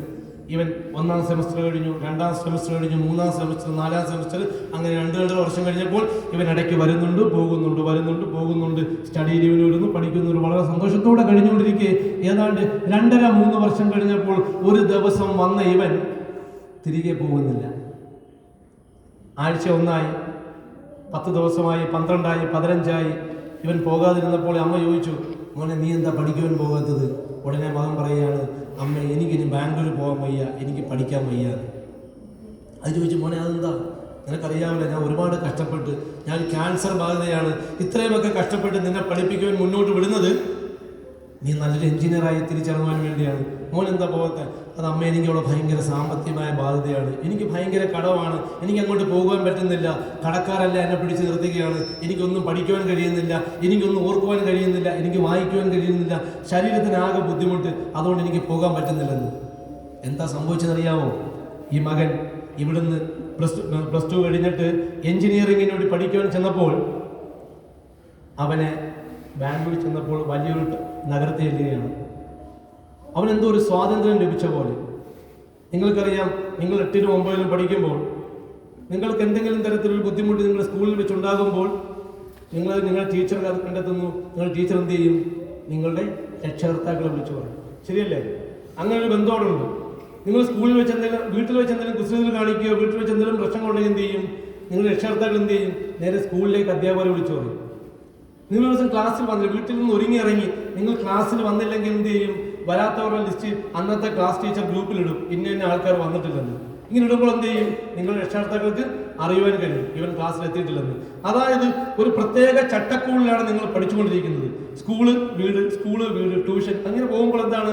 നിങ്ങൾക്ക് എവിടെ ഒരു പോരായ്മ സംഭവിച്ചാലും, നിങ്ങൾ എവിടെയെങ്കിലും വെച്ച് തെറ്റായ വഴിയിൽ യാത്ര ചെയ്യുന്നതായിട്ട് നിങ്ങളെ രക്ഷകർത്താക്കൾക്ക് തോന്നുകയോ നിങ്ങളുടെ അധ്യാപകർക്ക് തോന്നുകയോ ചെയ്യുകയാണെങ്കിൽ പെട്ടെന്ന് അത് മനസ്സിലാക്കുവാനും കഴിയും, നിങ്ങളെ നേരായ വഴിയിലേക്ക് തിരുത്തി മാറ്റുവാനും കഴിയും. ശരിയല്ലേ? എന്നാൽ ബാംഗ്ലൂർ എന്ന് പറയുന്ന നഗരത്തിലേക്ക് ചെല്ലുമ്പോൾ, അല്ലെങ്കിൽ നമ്മുടെ പ്രദേശം വിട്ട് ദൂരെ എവിടെയെങ്കിലും പഠിക്കുവാൻ പോകുമ്പോഴത്തേക്കും അവനെ സംരക്ഷിക്കാൻ ആരുമില്ല, രക്ഷകർത്താക്കളില്ല. ഏത് സമയത്ത് വന്നു എന്ന് ചോദിക്കാൻ ആരുമില്ല. എപ്പോഴാണ് പോയത്? നീ നന്നായി പഠിക്കുന്നുണ്ടോ? നീ വായിക്കുന്നുണ്ടോ? നീ ഏത് സമയത്താണ് ഉറങ്ങുന്നത്? ഇതൊന്നും ആരും ചോദിക്കുന്നില്ല. അവൻ വിചാരിച്ചു, ദാ എൻ്റെ നല്ല ജീവിതം തുടങ്ങുന്നു, എനിക്ക് സ്വാതന്ത്ര്യത്തോടെ ജീവിക്കാൻ കഴിയുന്നു. ഇത്രയും നാള് എനിക്ക് സ്വാതന്ത്ര്യമില്ലാതെ ഞാൻ 12ാം ക്ലാസ് വരെ പഠിച്ചു, ഇനി എൻ്റെ സ്വാതന്ത്ര്യമാണ്. അവൻ എന്ത് ചെയ്തു? പല പല പുതിയ കൂട്ടുകെട്ടുകളിലേക്കും അവനെത്തി. അപ്പോൾ എപ്പോഴോ ഒരു കൂട്ടുകെട്ടിൽ അവന്റെ മുന്നിലേക്ക് ഈ ഒരു ചെറിയ പൊതി അവന്റെ മുന്നിലേക്ക് എത്തി. അവിടെ വെച്ച് അവന് എന്തു പറയുവാൻ കഴിഞ്ഞില്ല? നോ എന്ന് പറയുവാൻ കഴിഞ്ഞില്ല. അവന്റെ മുന്നിലേക്ക് സാധനം വന്നപ്പോൾ അവന് നോ എന്ന് പറയുവാൻ കഴിഞ്ഞില്ല. അവൻ എന്ത് ചെയ്തു? ഈ സാധനം വാങ്ങിച്ചുപയോഗിച്ചു. അങ്ങനെ ഉപയോഗിച്ചവൻ നിരന്തരം ഈ സാധനം ഉപയോഗിച്ച് അവസാനം ഇത് ഉപയോഗിക്കാൻ പൈസ ഇല്ലാതെ വന്നപ്പോൾ അവൻ സുഹൃത്തുക്കളുടെ കയ്യിൽ നിന്നും, അവൻ്റെ അടുത്തുള്ള റൂമിൽ കിടക്കുന്നവരുടെ നിന്നും, മറ്റുള്ള കടക്കാരുടെ നിന്നും പണം കടം വാങ്ങുവാൻ തുടങ്ങി. അങ്ങനെ 2.5 വർഷം കഴിഞ്ഞപ്പോഴത്തേക്കും അവന് ഭീമമായ കടമായി. കടക്കാരെല്ലാം ഇവനെ തിരക്കി ഹോസ്റ്റലിൽ എത്താൻ തുടങ്ങി. അങ്ങനെ വന്നപ്പോൾ ഇവനവിടെ പഠിക്കുവാൻ പറ്റാത്ത അവസ്ഥയായി. പലപ്പോഴും ഫീസ് അടയ്ക്കേണ്ട പൈസ വരെ എന്ത് ചെയ്തു? അവൻ ഇത്തരം ഉപയോഗങ്ങൾക്ക് വേണ്ടി, അല്ലെങ്കിൽ ഇത്തരം സാധനങ്ങൾ വാങ്ങിക്കുവാൻ വേണ്ടി ഉപയോഗിച്ച് അവൻ്റെ പഠനം തന്നെ അവിടെ വെച്ച് നിന്ന് അവൻ തിരികെ നാട്ടിലേക്ക് കയറി വന്നു. അന്നത്തെ ദിവസം അമ്മയും മകനും തമ്മിൽ ഭയങ്കരമായ വഴക്കായി. അമ്മ പറഞ്ഞു, മോനെ, നിനക്ക് വേണ്ടി ഇത്രയും കഷ്ടപ്പെട്ട് ഞാൻ ഇത്രയൊക്കെ ചെയ്തിട്ടും നീ ഇങ്ങനെ ആയിപ്പോയല്ലോ. ഞാൻ എൻ്റെ ജീവിതം മുഴുവൻ നിനക്ക് വേണ്ടിയാണ് മാറ്റിവെച്ചത്. ഞാനൊരു നല്ല വസ്ത്രം വാങ്ങിച്ചിട്ടില്ല, നല്ലൊരു ആഹാരം കഴിച്ചിട്ടില്ല, സ്വസ്ഥതയോടും സമയോടും സമാധാനത്തോടും ഞാൻ കിടന്നുറങ്ങിയിട്ടില്ല. എല്ലാം നിനക്ക് വേണ്ടിയാണ്. ഈ ജോലി ചെയ്ത് കിട്ടിയ കാശ് മുഴുവൻ നിനക്ക് വേണ്ടി ചെലവാക്കി. അവസാനം നീ എനിക്ക് ഇതാണല്ലോ തന്നത് എന്ന് പറഞ്ഞുകൊണ്ട് ആ മകനെ പ്രായിക്കൊണ്ട് ആ അമ്മ കിടന്ന് കരഞ്ഞു. ഈ മകൻ എന്ത് ചെയ്തു? വളരെ ദേഷ്യത്തിൽ ആ വീട്ടിൽ നിന്നും പുറത്തേക്ക് ഇറങ്ങിപ്പോയി തൊട്ടടുത്ത വീട്ടിൽ ചെന്നിട്ട്, ദേഷ്യമാണ്, തൊട്ടടുത്ത വീട്ടിൽ ചെന്ന് പറഞ്ഞു, ഒരു വെട്ടുകത്തി വേണമെന്ന്, തേങ്ങ പൊതിക്കുവാൻ ഒരു വെട്ടുകത്തി വേണമെന്ന് പറഞ്ഞുകൊണ്ട് വെട്ടുകത്തി വാങ്ങിക്കൊണ്ട് തിരികെ വീട്ടിൽ വന്നപ്പോൾ ഈ അമ്മ ക്ഷീണിച്ച് അവശ നിലയിൽ കെട്ടിൽ കിടന്നുറങ്ങുകയാണ്. അവനൊന്നും നോക്കിയില്ല. ഈ വെട്ടുകത്തി കൊണ്ട് അമ്മയുടെ കഴുത്ത് നോക്കി വെട്ടി ആ അമ്മയെ ഈ ഭൂമിയിൽ നിന്ന് തന്നെ ഇല്ലാതാക്കി. അതായത് സ്വന്തം അമ്മയെ വെട്ടുകത്തി കൊണ്ട് വെട്ടി കൊന്നുകളഞ്ഞു. നമ്മൾ ഓരോ ദിവസവും പത്രമാധ്യമങ്ങൾ വായിച്ചു നോക്കുകയാണെങ്കിൽ ഇതേപോലെയുള്ള 100 കേസുകളാണ് നമ്മൾ ഓരോ ദിവസവും കാണുന്നത്. സ്വന്തം പിതാവിനെ വെട്ടിക്കൊല്ലുന്നത്, സ്വന്തം മാതാവിനെ വെട്ടിക്കൊല്ലുന്നത്, സ്വന്തം മകളെ ബലാത്സംഗം ചെയ്യുന്നത്, മക്കളോട് മോശമായി പെരുമാറുന്നത്, അമ്മുമ്മയെ വെട്ടിക്കൊല്ലുന്നത്. നമ്മുടെ ഈ പ്രദേശത്ത് തേവലക്കര ഭാഗത്തല്ലേ സ്വന്തം അമ്മുമ്മയെ വെട്ടി ചാക്കിനകത്താക്കി കട്ടിനടിയിൽ കയറ്റി വെച്ചിരുന്നത്. നമുക്ക് ഈ സ്കൂളിന് ഏകദേശം ഒരു 6-7 കിലോമീറ്റർ ചുറ്റുള്ള സംഭവിച്ചാണ്. ഇതെല്ലാം എന്താണ്? ലഹരി ഉപയോഗിച്ചതിൻ്റെ അടിസ്ഥാനത്തിലാണ്.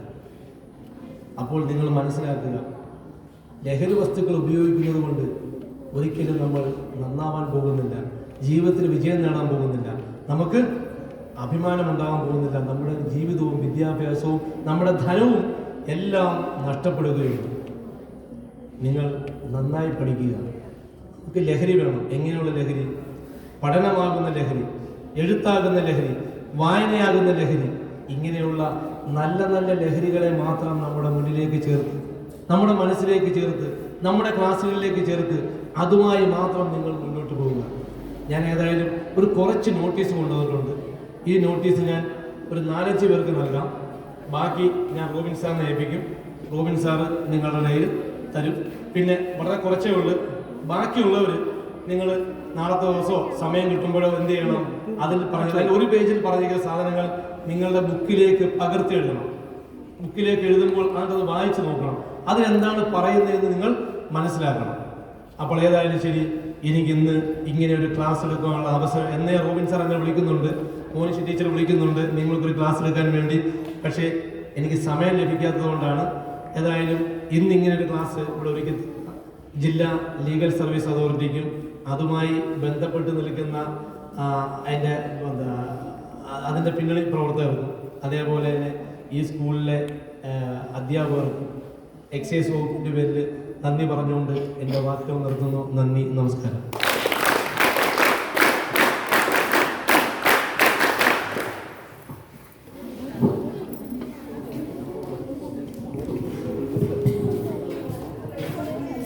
ഇത്രയും നിങ്ങൾ ക്ലാസ് എടുക്കുക നമ്മുടെ ക്ഷണം സ്വീകരിച്ചു വരുത്തിയ ബഹുമാനിയായ ജില്ലാ കോടതി ജഡ്ജിയും നമ്മുടെ ഏറ്റവും അടുത്ത പരിസരവാസിയും ഈ സ്കൂളിൻ്റെ മുൻകാലങ്ങളിലെ അധ്യാപകരുമായ ഭദ്രസാറിൻ്റെ മകളുമായ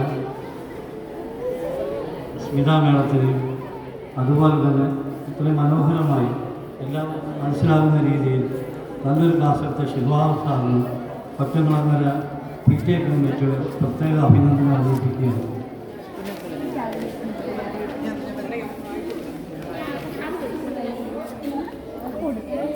ആശംസ അറിയിക്കാൻ അശ്വതി മേളത്തെ അശ്വതി ക്ഷണിക്കുന്നു.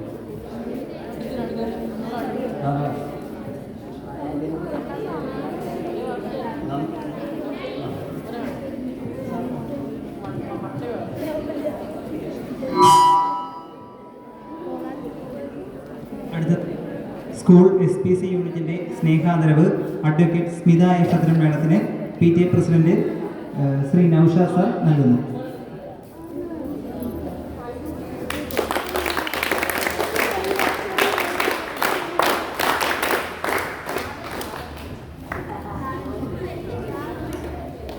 അടുത്തതായി വളരെ മനോഹരമായ നമുക്ക് ലഹരിക്കെതിരെ ക്ലാസ് എടുത്ത ശ്രീ ഷിഹാസ് സാറിന് SPC യൂണിറ്റിൻ്റെ നേതൃത്വത്തിൽ ആദരവ് നൽകുന്നു.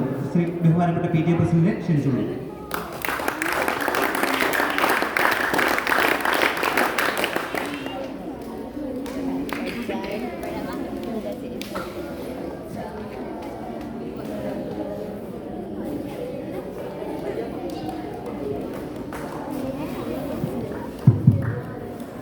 പ്രിയപ്പെട്ട കുട്ടികളെ, ലഹരി ഇത് മാത്രമല്ല, വേറെ ഒരുപാട് ലഹരികളുണ്ട്.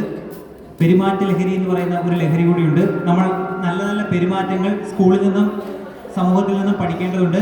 മോശം പെരുമാറ്റങ്ങൾ മോശം ലഹരിയാണ്, അത് നമ്മൾ സ്വീകരിക്കേണ്ടതില്ല. നല്ല പെരുമാറ്റങ്ങൾ നിങ്ങൾ വളർത്തിയെടുക്കുക. ഉദാഹരണം, ഇപ്പം സ്കൂൾ കുട്ടികൾക്കിടയിലാണെങ്കിലും ചീത്തവിളി അതുപോലുള്ള കാര്യങ്ങളൊക്കെ കൂടി വരുന്നുണ്ട്. അത് നമ്മുടെ സിനിമയിൽ നിന്നൊക്കെ ആയിരിക്കും കൂടുതൽ പഠിക്കുന്നത്. പക്ഷേ സിനിമയിൽ ഒരുപാട് മോശം, ഇപ്പം മദ്യപാനത്തിനാണെങ്കിലും പുകവലിക്കാണെങ്കിലും അതെല്ലാം സിനിമാ നടന്മാർക്ക് ഒരുപാട് കാശ് കിട്ടുന്നുണ്ട്. അതൊന്നും കണ്ട് നമ്മൾ അങ്ങനെ ആവരുത്. നമ്മൾ നല്ല കുട്ടികളായിരിക്കുക, നല്ല സ്വഭാവമുള്ളവരായിരിക്കുക.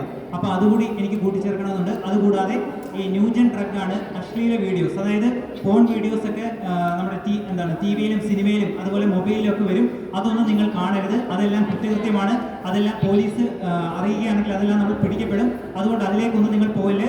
നിങ്ങളുടെ ഇപ്പോഴത്തെ ഈ ചെറിയ പ്രായത്തിൽ നിങ്ങൾ നന്നായി പഠിക്കുക, ഉന്നത ലക്ഷ്യമുള്ളവരാകുക, നിങ്ങളുടെ മാതാപിതാക്കളെ നോക്കുക. നമുക്ക് ഒരുപാട് കർത്തവ്യങ്ങൾ നമ്മുടെ ഈ സമൂഹത്തോട് ചെയ്യാനുണ്ട്. അപ്പോൾ ഏറ്റവും നല്ല വിദ്യാർത്ഥികളായിട്ട് നിങ്ങൾ ഓരോരുത്തരും മാറുക. ബഹുമാനപ്പെട്ട മോനിഷ ടീച്ചർ അതുപോലെ തന്നെ മല്ലിക ടീച്ചറിനെ ആശംസ പറയാനായിട്ട് ക്ഷണിച്ചുകൊള്ളു.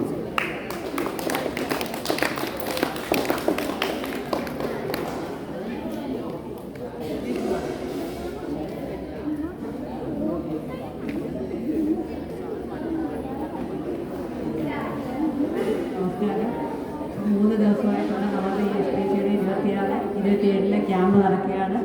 ഇന്നലെ നല്ല ക്ലാസ് വെച്ചിരുന്നെങ്കിലും ഗീത ടീച്ചർ ഇന്നാണ് ക്ലാസ് എടുത്തത്. രാവിലെയും ഉച്ചയ്ക്കുമായിട്ട് നല്ല സെഷൻസാണ് കിട്ടിയതെന്ന് എനിക്കറിയാം. എല്ലാ കുഞ്ഞുങ്ങളും എല്ലാവരും പറയുന്നത് കേട്ട് നല്ല കുഞ്ഞുങ്ങളായിട്ട് മാറാൻ ദൈവം അനുഗ്രഹിക്കട്ടെ എന്ന് മാത്രം ആശംസിക്കുന്നു.